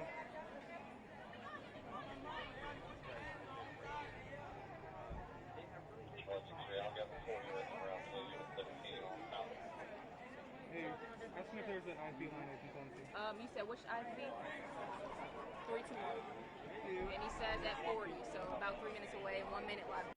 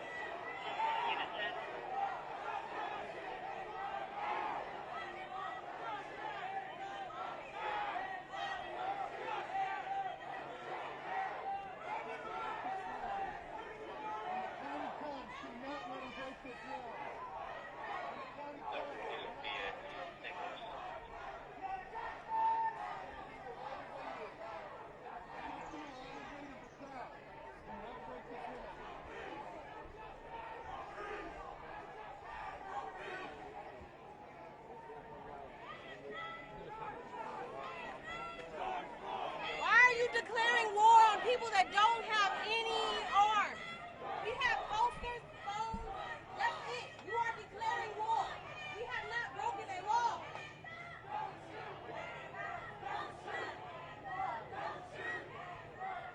You are declaring war on innocent people. I want it in your conscience. We are innocent. This is war. You are declaring war. You are declaring war. You are declaring war. Y'all got SWAT from Vietnam. That was where y'all got that idea from. You are declaring war. All we have is posters and water.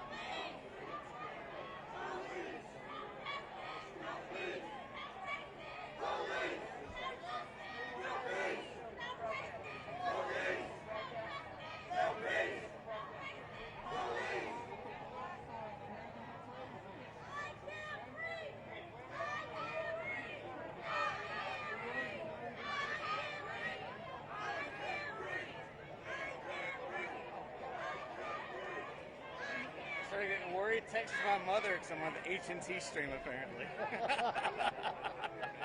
Sorry. That's okay, you're doing your job. There's no reason to be worried, right? My mom's okay, right? Y'all gonna be cool.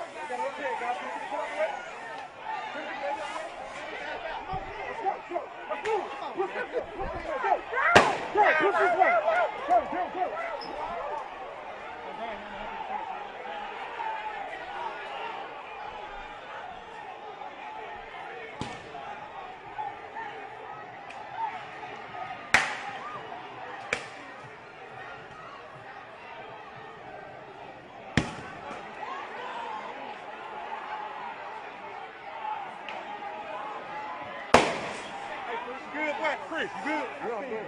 I'm good.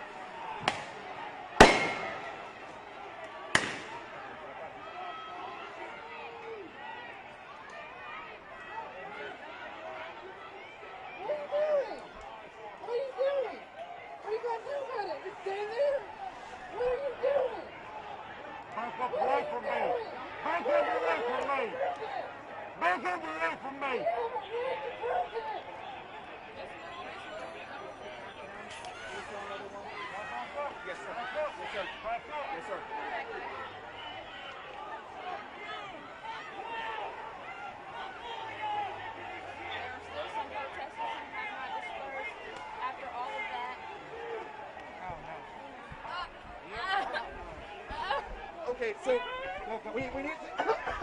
We're backing up.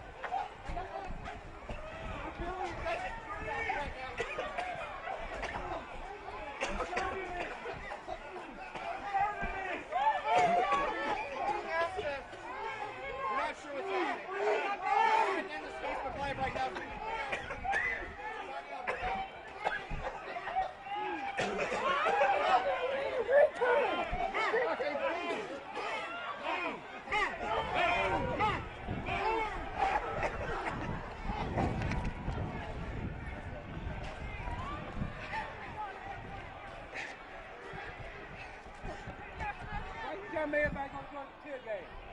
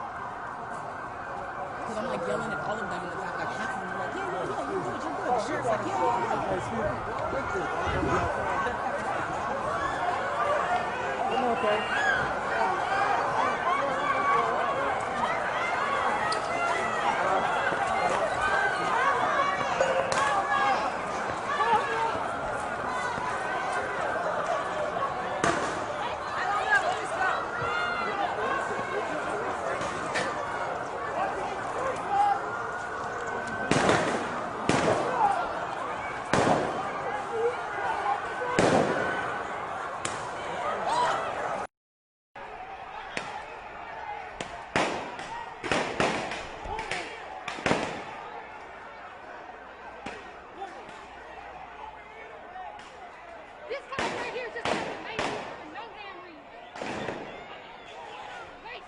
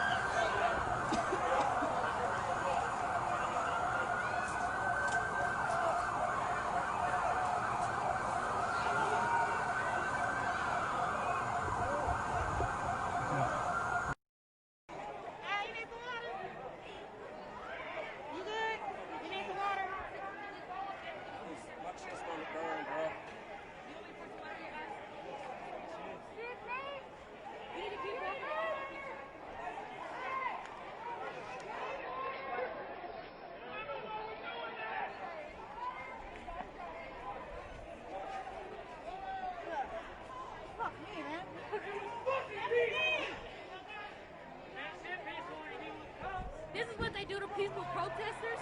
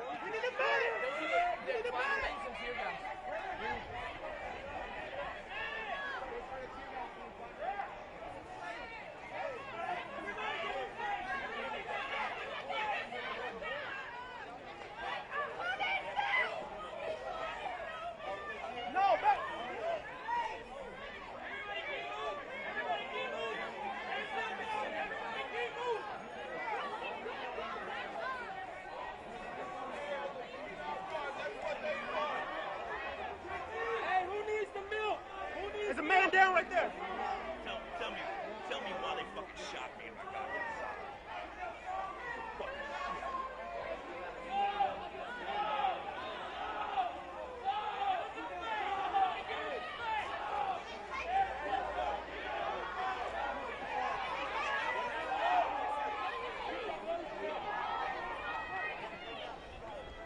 Come over here, sit down.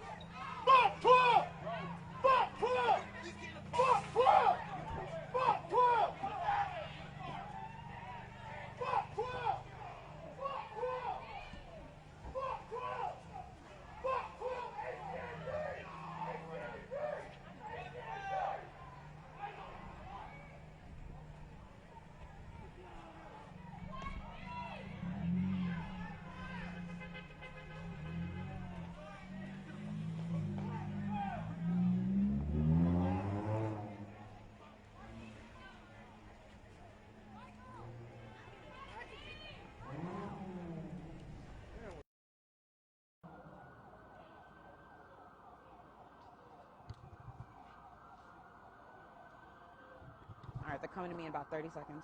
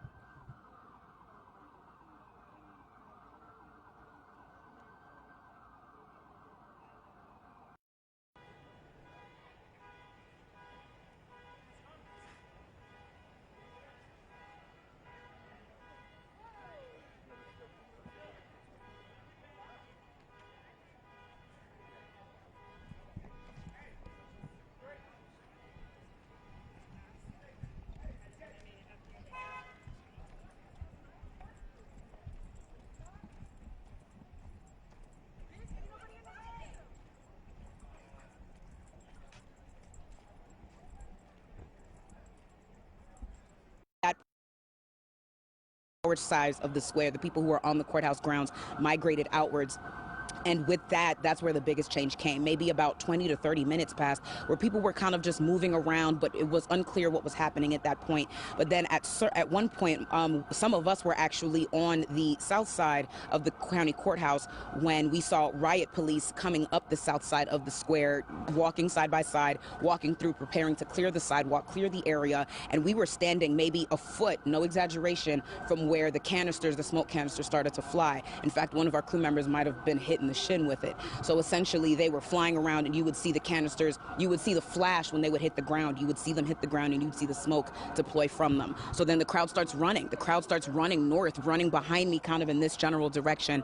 And we were running as well, to be honest with you, because we didn't know what direction those canisters would be flying next. So we moved up. We weren't necessarily with the crowd. We were separated from the crowd, but we ended up running over here to where I now stand.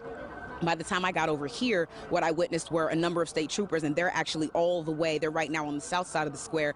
A line of them, maybe 6 or more state trooper vehicles came through, and all of the protesters that were running down this west side of the square started throwing items at the state trooper vehicles, started throwing water bottles and whatever they had in their hands at the state trooper vehicles. At that exact moment, the Huntsville police vehicles that you see over here, this is the north side of the square, some of the officers got out of that and started pepper spraying the crowd, started with long-range OC spray that would extend feet in front of them, and they were spraying the crowd that they could.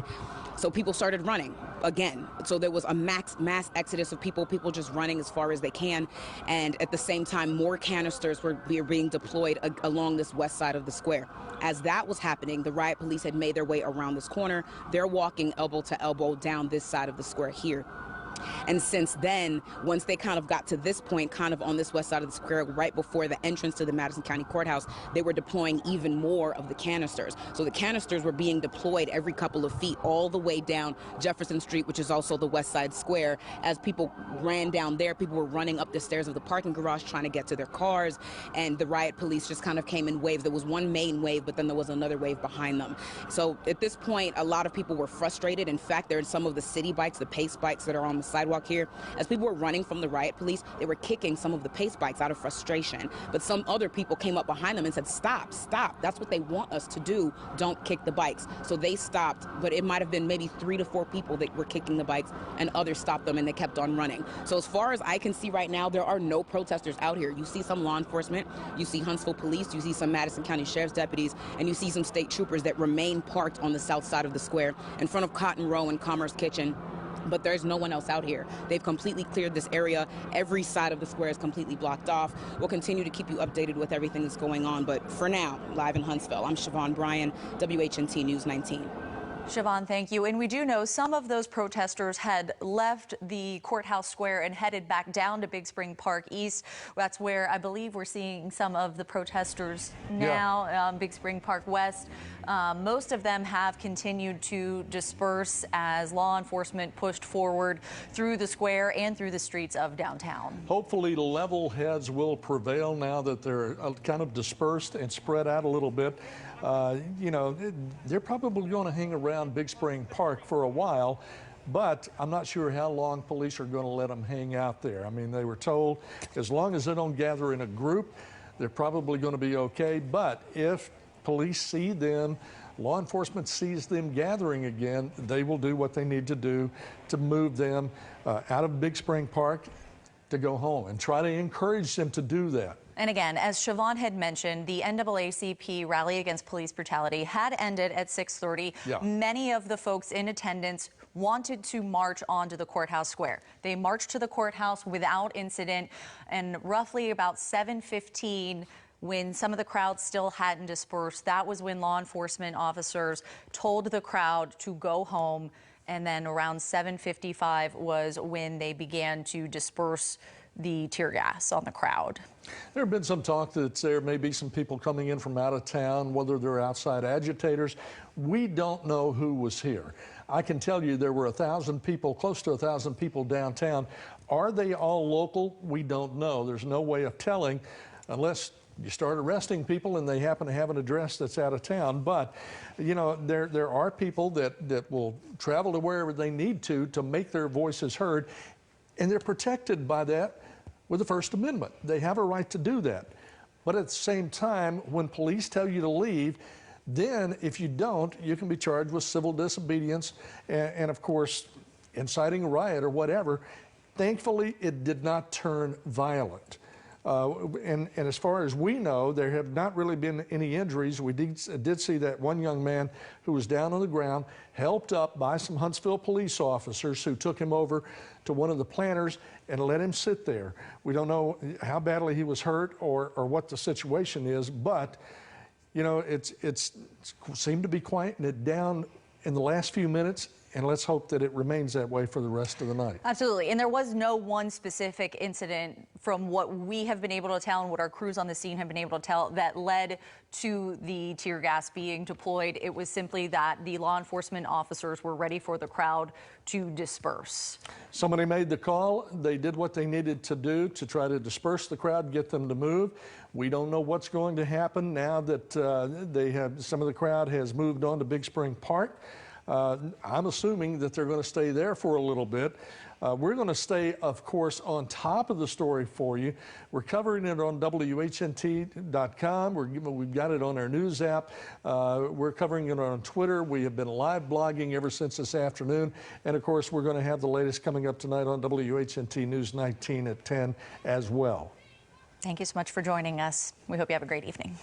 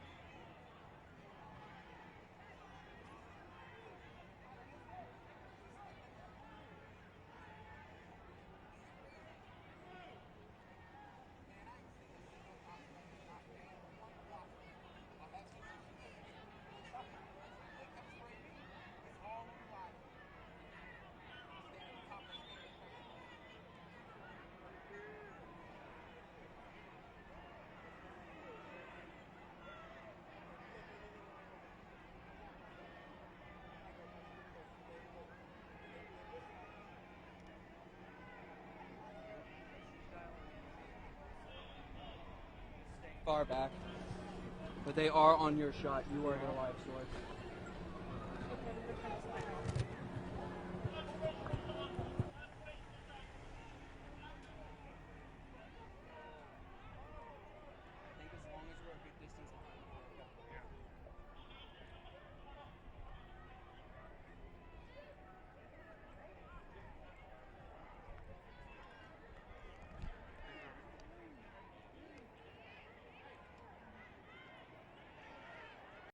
One of the planners to, you know, we don't know how badly he was hurt, but obviously he was not down.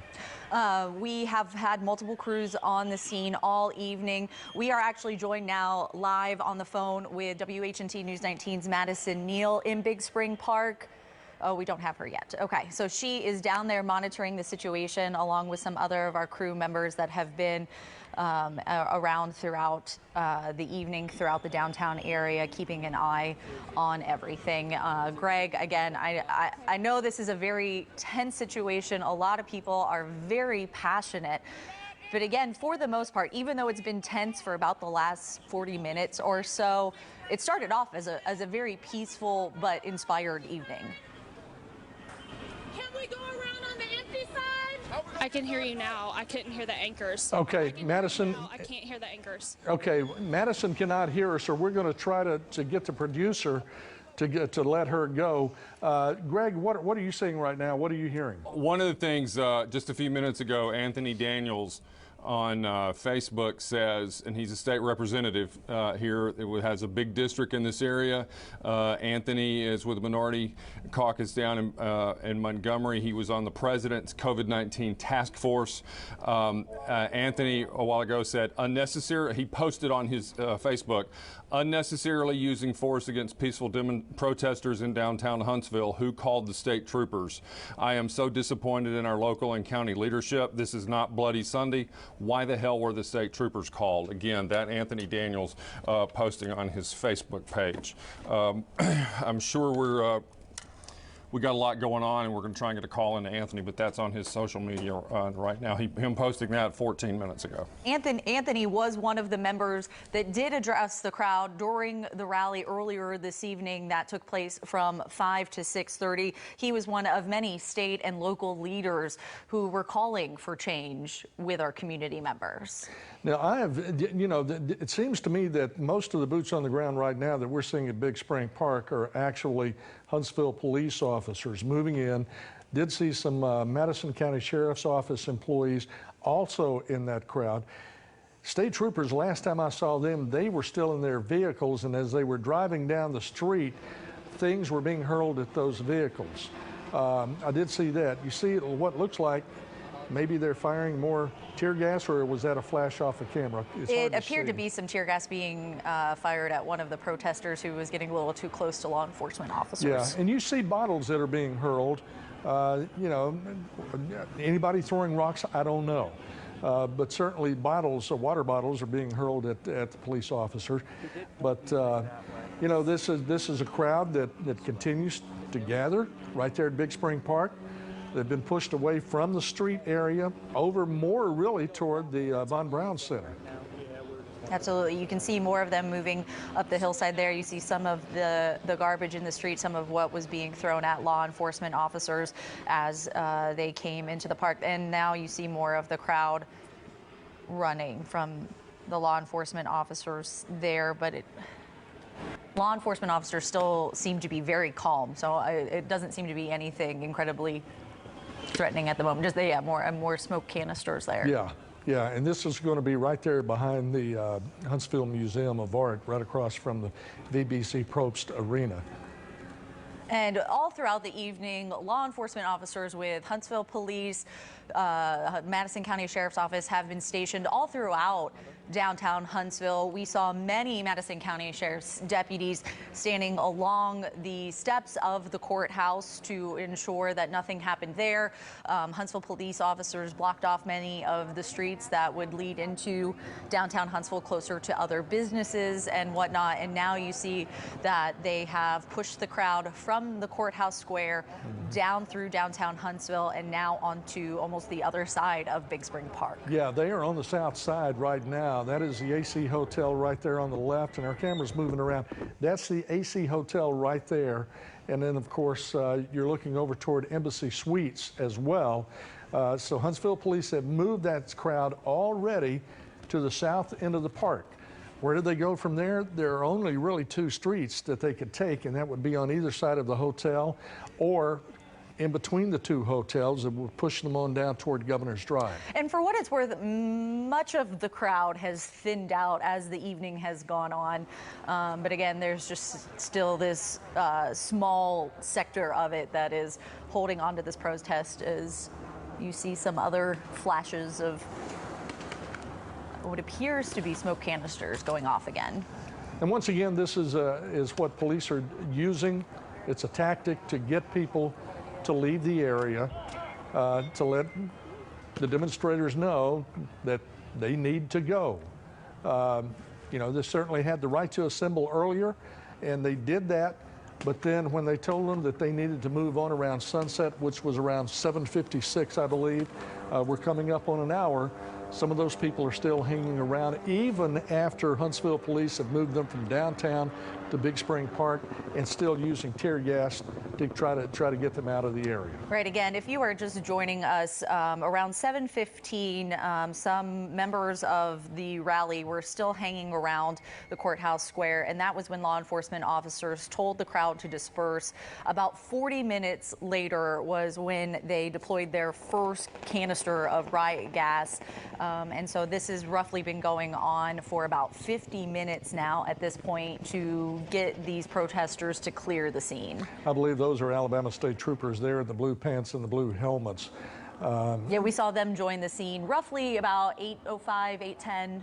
We saw them drive through downtown Huntsville, through downtown streets. Yeah. And we still have crews that are there keeping an eye on the situation, trying to figure out what's going on, what the next move is going to be. We have not heard anything.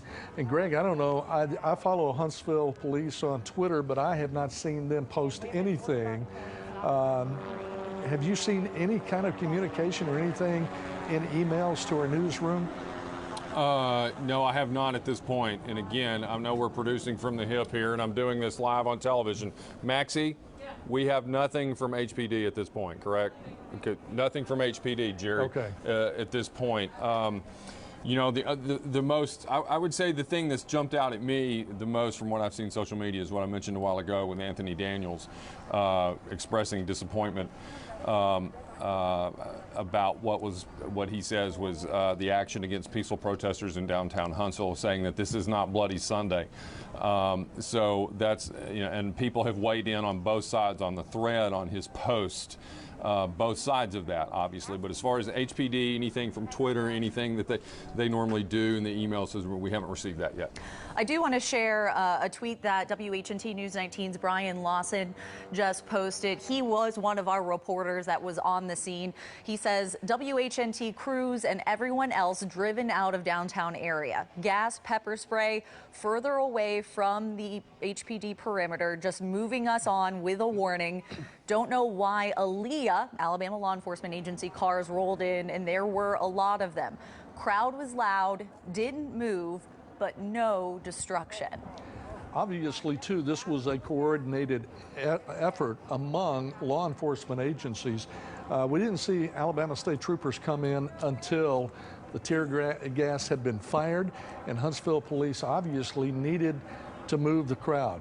That's when we saw the Alabama State Troopers in their vehicles make their way up Jefferson Street and heading south toward the courthouse, right there in front of where the hotel is being built, and the crane is up downtown in front of AL.com on that side, and that's where we saw Goodness. And obviously, this is an incredibly intense moment for everyone. Law enforcement officers, I'm sure their family members are watching this, praying that their loved ones stay safe. So many people just trying to call for change within their communities. This is all sparked by the killing of George Floyd in Minneapolis. Many people peacefully wanting to call for change. Unfortunately, sometimes it does go a little too far. Thankfully, nothing terrible has truly happened here at this point. A lot of this has seemed to be crowd control, but again, we are continuing to monitor this situation. I believe we have State Representative Anthony Daniels on the phone right now. Are you there? I don't know if he can hear me or not. I can't hear Jerry. Okay, you can hear. There must be a slight delay there. I can't hear Jerry. Okay. Jerry, I can't. Drew, go ahead. Drew Galloway, one of our producers, go ahead and tell him, just get his reaction, Drew. If he can't hear me, just go ahead and ask him to give us his reaction to what he has seen tonight from the time he left Big Spring Park East to what we're seeing now.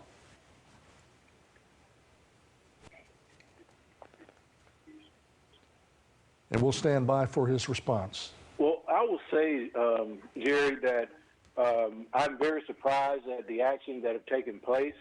The individuals during the time of the protest were very cordial, very peaceful, and I'm just very surprised that things have escalated into that particular point to where tear gas is being thrown and some aggression is had taken place.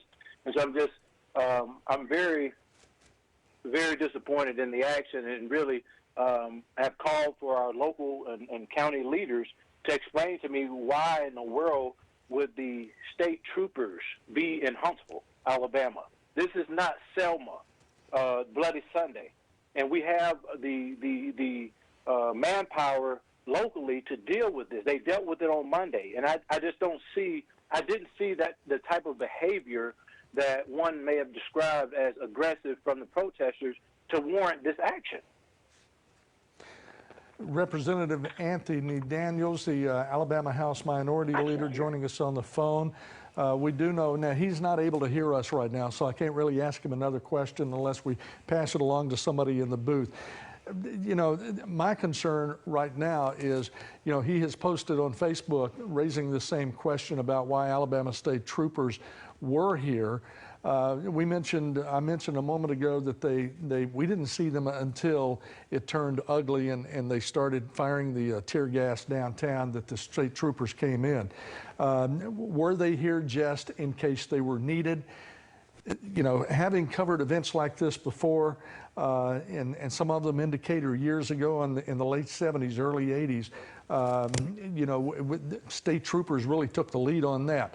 It looked like Huntsville Police, Madison County Sheriff's Office had things under control, but then when they started firing the tear gas, they obviously needed state troopers, or requested state troopers by radio or whatever, had been in communication with them and asked them to come into the area to kind of help quell disperse the crowd and get them to move on to other places. Representative Daniels had mentioned he was disappointed in how this situation was handled this evening. I don't know if you can hear me, sir, but I'm just curious, what would you have liked to have seen happen this evening to bring this to an end?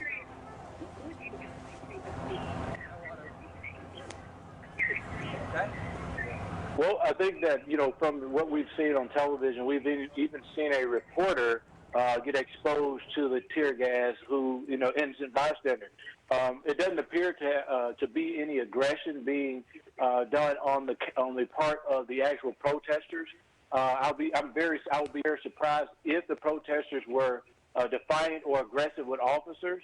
And there are people there are children downtown that were participating in the peaceful protest, and it's just that with the state troopers coming in, it takes away, it really brings back the memory of those individuals that remember Bloody Sunday and other episodes. I just don't understand why the state troopers were there. I think that's where my disappointment is, beyond the action of tear gas. And you had mentioned, I know you addressed the crowd earlier this evening, how calm and peaceful this gathering was earlier this evening, and this is kind of just a sad footnote to end it on. Earlier this evening, and this is kind of just a sad footnote to end it.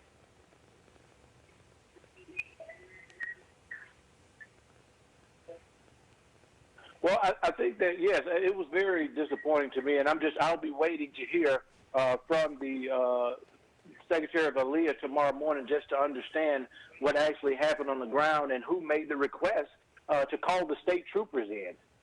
And I'm also going to call our local leaders to find out who called the state troopers, and because it doesn't appear to have been a large crowd, you know, like at the rally. The rally, I would imagine about 1,500 to 2,000 people, but it appeared that it was even less than 150 people downtown, and so I don't understand why it took the actual state troopers to make a situation that appeared to be peaceful to look like there's just so much going on. This undermines the peaceful protesters and people that are assembling in peace, and so this action takes away that narrative. All right, Representative Anthony Daniels, we hope to catch up with you tomorrow and see if you have any answers to the questions that you have raised tonight. So please reach out to us tomorrow morning and let us know if you indeed get any answers to your questions. We would be interested as well to hear what you're able to determine. Right now we have Lieutenant Michael Johnson. Okay, we are going to be getting with Lieutenant Michael Johnson here in just a few minutes with the Huntsville Police Department, who will be making a statement. I got a text from a friend who is in law enforcement a few minutes ago telling me it is illegal to stand in the road. They were given a lawful order and they refused. Now, this is somebody who is in law enforcement, who understands the situation of what if police tell you to do something and you don't comply, they will take whatever action they need to get you to comply.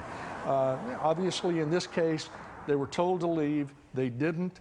Somebody made the decision to go ahead and use what means they had available to try to move them away from the downtown square. They went to Big Spring Park. They then have moved them on from Big Spring Park to move them even further away from the downtown area. Yeah, and it seems for the most part from where our camera crews have been located that most of the crowd has been dispersed. I think we've seen a couple of people taken into police custody. It's kind of hard for us to tell on our monitors here in the studio. But again, for the most part, everything seems to have kind of simmered down. We hope it remains that way too. I can tell you this. The police are probably not going to leave that area. If anything happens as a crowd, if they don't decide to leave, if they don't move on from where they are right now and they start to get together again, police are going to do what they just did. They're on Jefferson Street and our Church Street. Church Street, yeah, Church Street, right there in front of Big Spring Park, in front of Huntsville Utilities. They came in. Those guys and gals had gotten on the back of a trailer and ridden it on the back of a pickup truck as it was pulled in there so that they could all arrive at one time and get to the area and move them on. You see some of the people now that are making their way. This is a look going up, and that's actually Huntsville police officers, I believe, who look like they have taken off their gas masks and once again are walking up Monroe Street there toward the VBC. And we do actually have Huntsville Police Lieutenant Michael Johnson on the phone with us now. Lieutenant Johnson, what can you share with us about law enforcement's response this evening? Hello? Lieutenant, this is Jerry Hayes along with Christine Kilmeyer. Can you hear us? I'm sorry, can you ask that again? I can barely hear you. Okay, we just want to get your response to what happened this evening in downtown and what's going on right now. I can't hear anything they're saying. Hello? Drew, is there any way that anyone in the booth could communicate our question to Lieutenant Johnson? Okay, Thank I you. apologize, Jerry Margaret. I can barely hear you, so I'm going to try my best. I'm watching the TV as well. Okay, we will repeat. So I was on the phone earlier with other media outlets, so that's why there's a little delay from getting you guys. I can only talk to one news outlet at a time. Understandable. You know, we ended what we thought was a pretty peaceful protest. A lot of the protest goers that came expressed themselves and expressed their First Amendment rights, and that was very validated with everyone that spoke, including the mayor and Devin Keith. Those opportunities were there to be heard. And once that permit expired, we still waited a good amount of time, extremely patient with them as they marched around the square. But it started to get a little volatile. Some of it, what I would like to say is we are in an intelligence center right now where we have monitoring with the capability to monitor multiple angles of what's going on in these crowds. So as we moved along after that march, it started to get a little hostile. A couple things were thrown at us. You know, of course, the verbiage, some of the threats, the hostility, the blocking the road. We just cannot have that. You know, we tried to use means to disperse everyone. Minimal force is necessary. We used the sound device. We gave several commands for everybody to disperse. At that point, they were in an unlawful assembly, blocking the road. So that's at the point we had to make a decision. Do we pack up and leave, turn our backs, and hope for the best? That's something we cannot do. We're not going to let this city go through what other cities are going through. We're not going to roll that dice. So we had to move forward with the tear gas, or the chemical agent, as we call it. I myself experienced that chemical agent on Monday night, and it does not cause injury. It is just not pleasant. That is all that is. All right, Lieutenant, our producer, Drew Galloway, is about to ask you a question. We are wondering if the people who were remaining there around the courthouse that wouldn't disperse, if they were from Huntsville or if there's any way to tell that.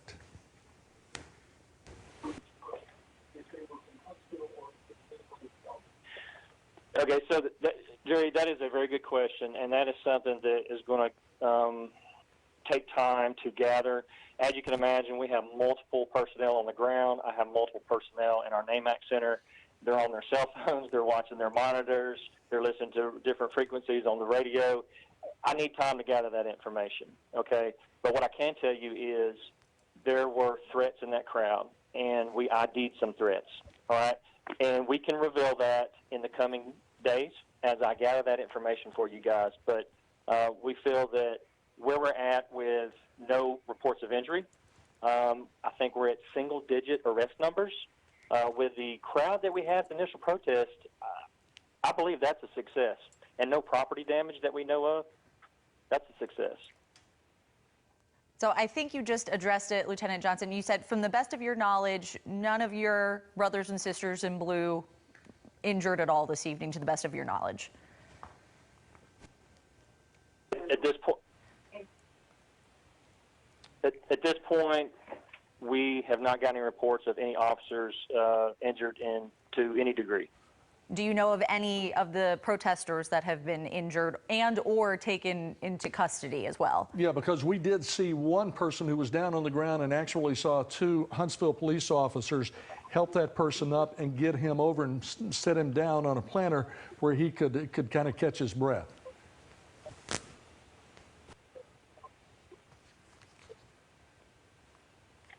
Yeah, I saw that as well, but what I'm telling you is our commanders that are on the ground, our supervisors that are with the IRT teams that were involved in that process of moving people along, I did see that particular incident you're talking about. I have not gotten a report that there was actually injury from that. That could have been anything from the irritant, the chemical agent we deployed, to maybe they just needed a break. I don't have information on that right now, but I do know that we're not reporting any significant injuries. And I'm sure that is certainly a big sigh of relief, as you mentioned, no property damage, no injuries from best anyone can tell. And that was really the ultimate goal for all of law enforcement officers, was to get this to end as peacefully and safely as possible.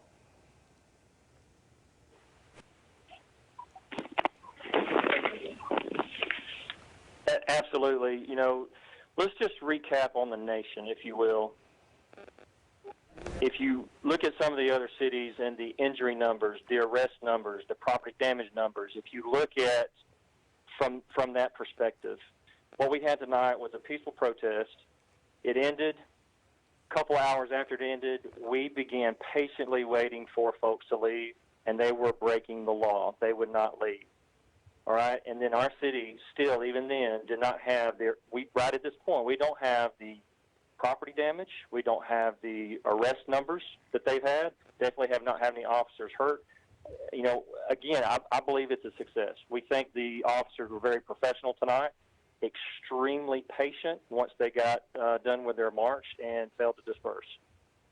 We know that you, the chief, and Sheriff Kevin Turner had met with reporters yesterday, kind of give everybody an update on what had happened on Monday night and also what we might expect and prepare for tonight. Do you think we'll be hearing from the chief and probably Sheriff Turner tomorrow at any point? Do you think we'll be hearing from the chief and probably Sheriff Turner tomorrow? Oh, absolutely. We're going to arrange that. We will arrange for some type of media debrief. As you can imagine, like I said, the scope of what all has happened tonight is going to be impossible for us to gather and chronologically give everything that has occurred tonight without them going through their chain of command and reviewing everything that has happened. But we will be, getting with the media and explaining in detail everything we faced tonight, including the things that were sight unseen from some of the single media cameras that were out there. Like I said, we had a lot of intelligence going on as this thing evolved. It was very fluid, and we want to explain that. We want to show why we reacted the way we did. Lieutenant Johnson, to the best of your knowledge, do you know if any more rallies or protests are planned for the upcoming days in the Huntsville area?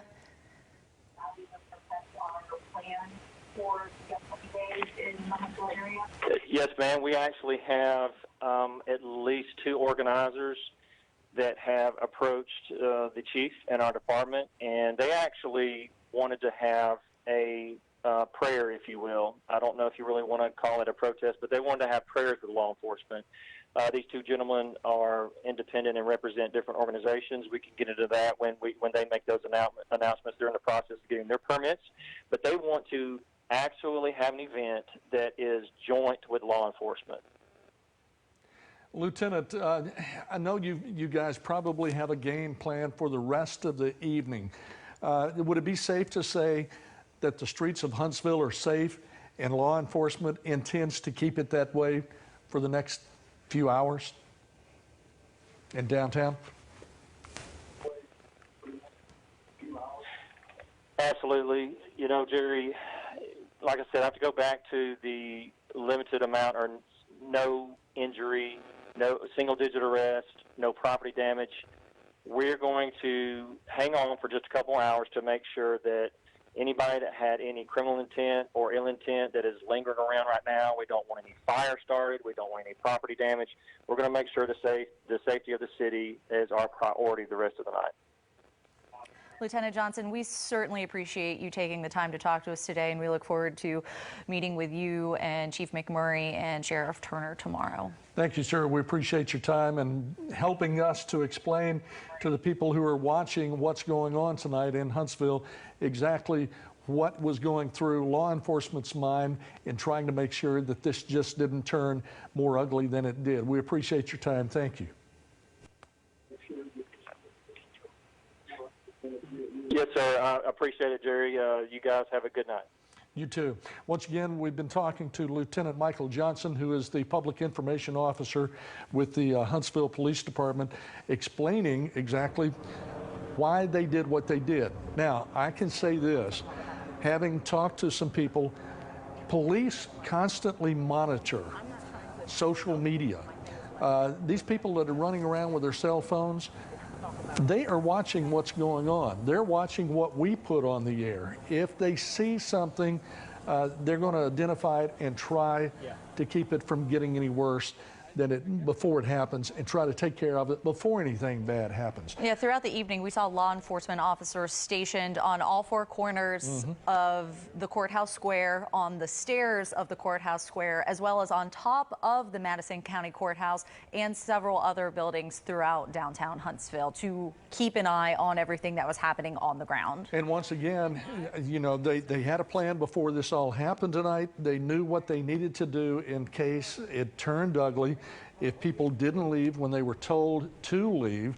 And, you know, obviously we will learn more tomorrow. I'm not sure we're going to find out tonight, but you heard Lieutenant Johnson say that there was a reason why they did what they did, that they felt like there were some threats in the crowd, and they needed to take the action to move the people away from downtown. And if you're just joining us, this all started in NAACP hosted rally, took place in Big Spring Park East in downtown Huntsville. It started at 5 o'clock. It ended at 6:30. Many of the protesters at the rally chose to march up to the Madison County Courthouse. About 45 minutes later, roughly 7:15, was when law enforcement officers first told the remnants of that crowd to disperse. They gave the crowd about 40 minutes to leave the courthouse square. Once they had not left the courthouse square, and as Lieutenant Johnson mentioned, some of them were standing in the roadway along the square there. At 7:56, they decided to deploy some tear gas to get the crowd to leave. And so roughly that's what we've been monitoring for the last hour or so. The crowd moved north on Jefferson over to Clinton. Some of them came down through Big Spring Park East through the stairs behind Huntsville City Hall, and then they were able to move what was left of those protesters out of Big Spring Park. You see law enforcement officers keeping an eye on Big Spring Park. They're on Church right there again in downtown Huntsville. But again, for the most part, this seems to be resolved, as Lieutenant Johnson mentioned. No injuries that he's aware of to either protesters or to law enforcement officers, no destruction of property, and he said maybe single-digit arrests, and we're still gathering information on that. So, and as time goes on, we will learn more about those arrests and why they were arrested, what charges they could be facing. The video that you're seeing right now, this is a live view from one of our cameras downtown. This is a look right there at the pedestrian crosswalk that they put in, going from the main Big Spring Park to Big Spring Park East as you come down that hill. You know, and even a few people still hanging around, and you see state trooper telling them they need to move on. You know, at this point, the crowd has dispersed. Certainly, Huntsville Police, Madison County Sheriff's Office, and Alabama State Troopers. More so, I would think that Huntsville Police have the lead on this, working with the Sheriff's Department as well, on trying to keep an eye on things for the rest of the night. Gut feeling tells me that Alabama State Troopers are here for support as backup if they are needed. You know, and you don't see any of them leaving. So they're going to remain in this area to make sure that it doesn't get back together, that protesters don't start gathering together again and start getting fired up once again. Absolutely. And WHNT News 19 Siobhan Bryant has been downtown all evening, has witnessed all of this start from Big Spring Park East up to the Courthouse Square and back down to Big Spring Park. So Siobhan, what is the latest that you can tell us?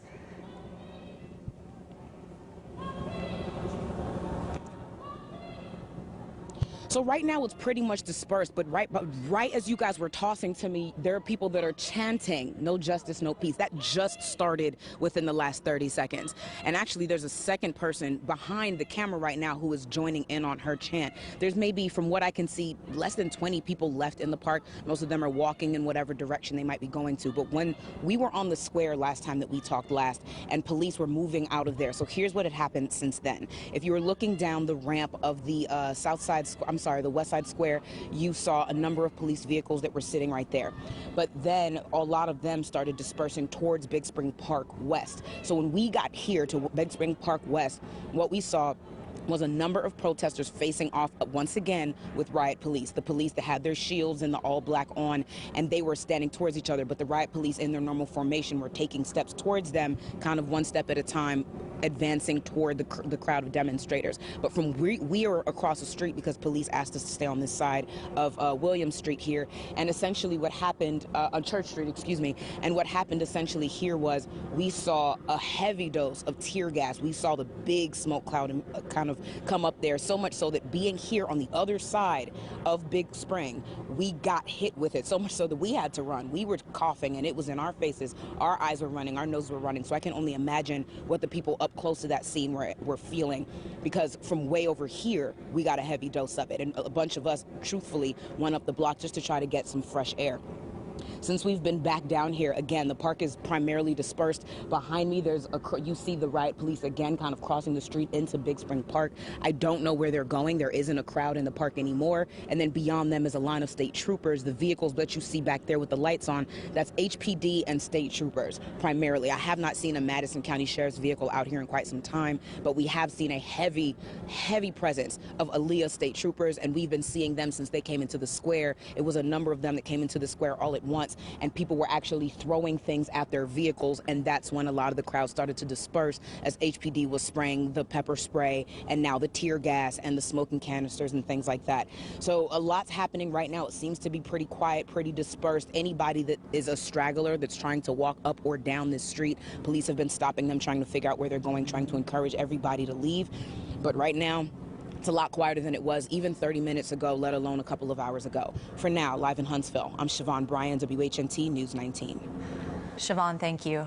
And we want to emphasize once again, we saw the camera that was with Siobhan when they were leaving the area after the tear gas had been dispersed, so to speak. You know, that is not a pleasant thing to run into. And I've never been in a protest or anything like that, but I did have tear gas on my face one time years ago, and yeah, it'll set you on fire. Our own WHNT News 19 Brian Lawson was downtown when the tear gas was deployed. He tweeted out earlier this evening, "Not at all the point compared to numbers of people involved, issues that drove the protest, but that tear gas stuff, not a joke. Yeah. Eye burning, no vision was it for me. Others, the choking, but also not lethal," which is certainly important to mention. Yeah, and it said on the stock of the guns that were being used, the shotguns that were being used to disperse some of that pepper spray stuff,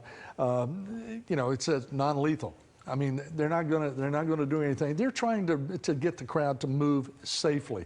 I understand that WHNT News 19's Madison Neal is standing by. She is down on Church Street, and we're going to be talking to her and trying to get her viewpoint of what's going on there. Madison, if you can hear me, what are you seeing right now where you are?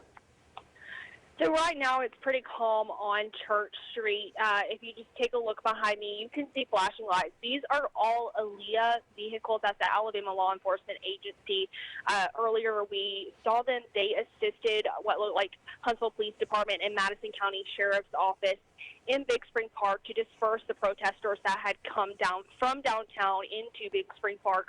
We were down there when the officers and sheriff's deputies threw what we believe is tear gas into the crowd that did drift over towards us. That's why we kind of backed up. We tried to stay away from the crowd. What you can see down Church Street is some ALEA officers just kind of in the middle of the street. I believe that they are working on doing some different maneuvers and just really trying to assist the Huntsville Police Department and Madison County Sheriff's deputies at this time. But for now, it is calm on Church Street. We're not sure exactly where the crowd has gone at this point, but we're trying to keep up with that and follow it. I believe that they are on standby in case they're needed.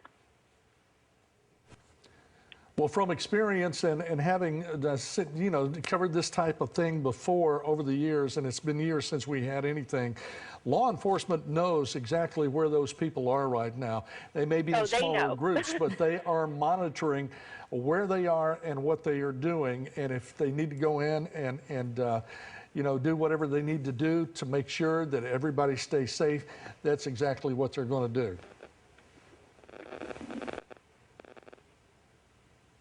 Absolutely. They are, I'm told, monitoring the situation, ready to assist in any way possible. That's ALEA over here on Church Street.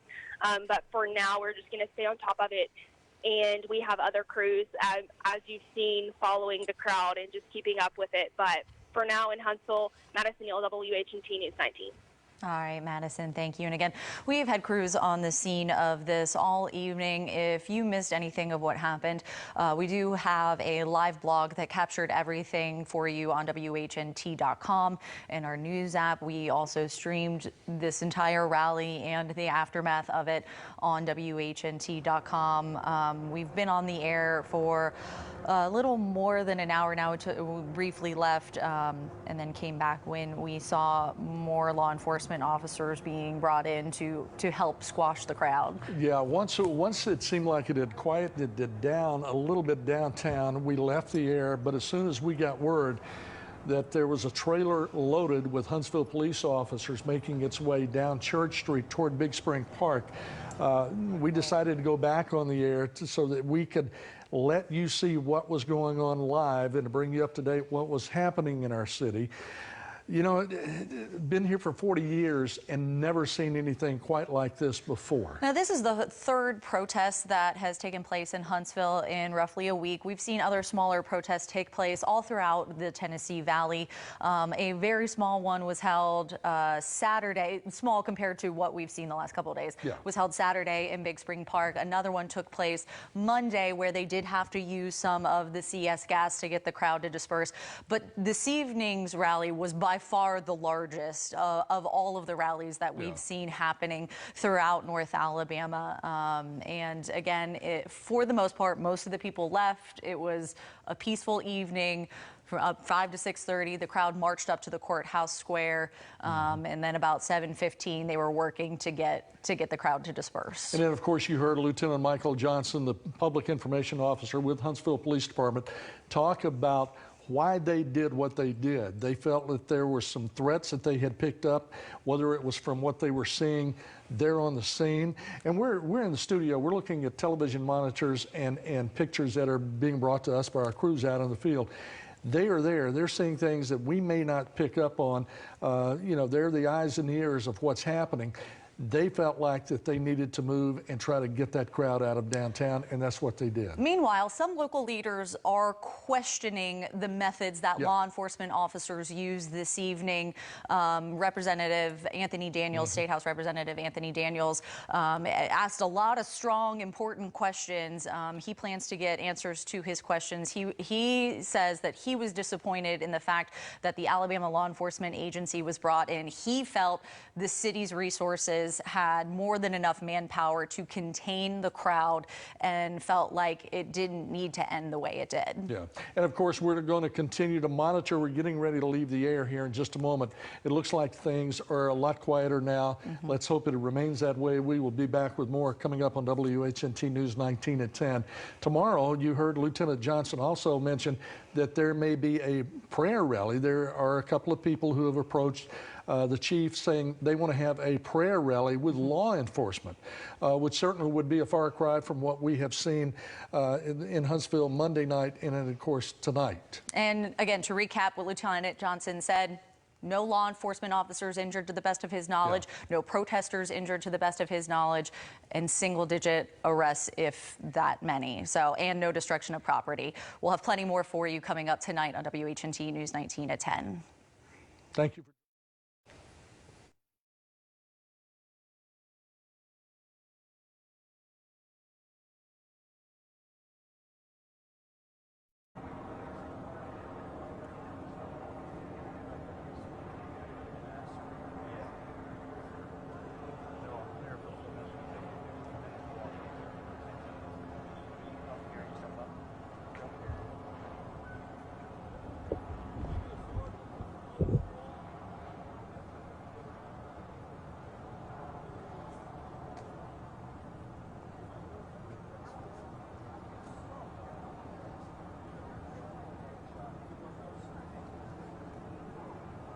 Okay, so everyone's clear now? Okay, got it.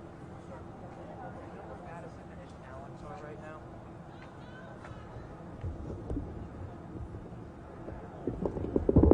So they near all the lights right now?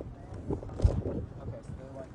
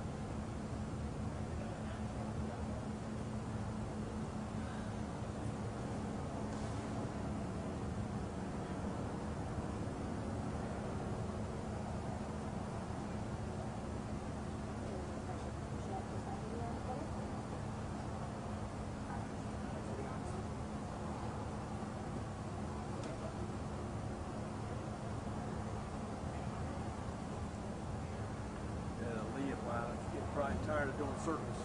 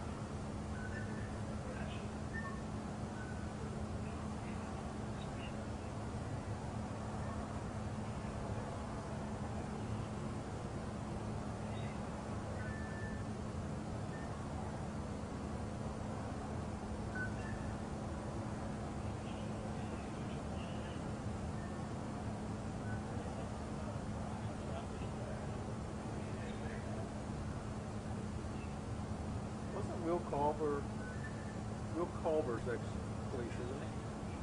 Minimal arrest numbers. I don't know. Or Dil? No, I think Will was. Not since I've been here. I don't. No, I think he's ex-police officer. Oh, is it HPD? I think he was law enforcement. I just can't remember. I'm sure it's probably on his bio on the website, but not that I know of. Lieutenant Michael Johnson said there was minimal arrest. Minimal arrest numbers. And no reports of any injuries and no property damage. But then there's a picture. Window has been broken out at the coffee clutch. Yeah. What? The coffee clutch? Got a window busted out? I just wonder, like, if that was a protester, if that might have been one of the canisters. Those canisters were like flying up. I really don't think anyone. I mean, like, there was people who were kicking the bike, and I was like, but people weren't destructive. No, like, that they wasn't weren't. the. You could tell You know that what I wasn't the mean? move. People were pissed. Yeah. But they weren't destructive. that's what I'm saying. Like, kicking a bike is not. You know what I mean? It's not destructive. Not picking up something and. The coffee clutch got their window busted. That's been a business in Forever. Forever. Is that coffee? Yeah, coffee. Coffee clutch, they roast their own beans. Oh, really? Down here. Can they make me some Cuban coffee? Oh, yeah. I actually need to buy the coffee pot so I can make Cuban coffee because I was showing my mom everything I had in my pantry. She's like, that's not a Cuban house. There's no Cuban coffee. All right. While they beg them to stop bikes.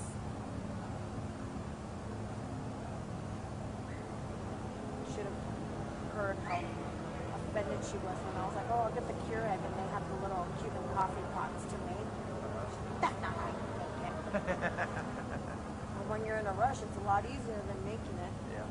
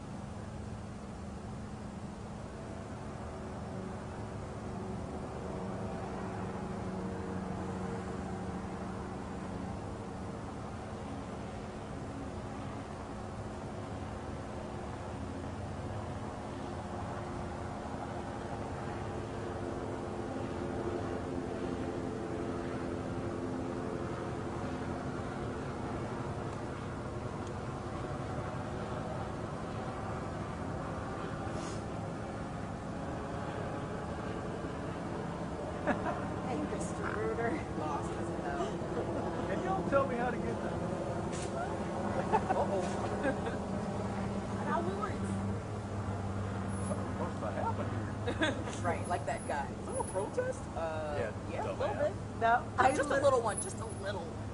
I would have been like, no, you know what? I don't. It was the police chief's birthday. They wanted to light up the town They just for wanted him. to light up the town. Throw him a party. Throw him a party. His favorite color is blue.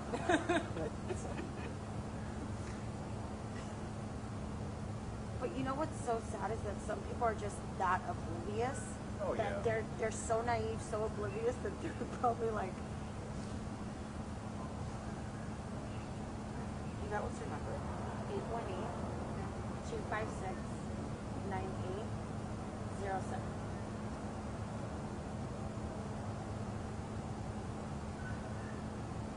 What's your last name? Sanchez. Sancheesy. That hey.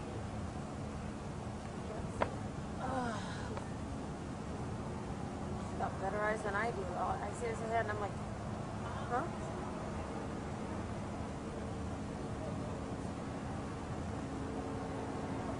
Those cops I used to socialize with, they're all long retired. I have no contacts anymore in the police department. It's so like. It's so different now. It is. Like I've known so many. I have a girlfriend of mine who, she was a Marine, then she was a cop, she was a SWAT team, special units, and she worked the desk. Now she works for the FBI.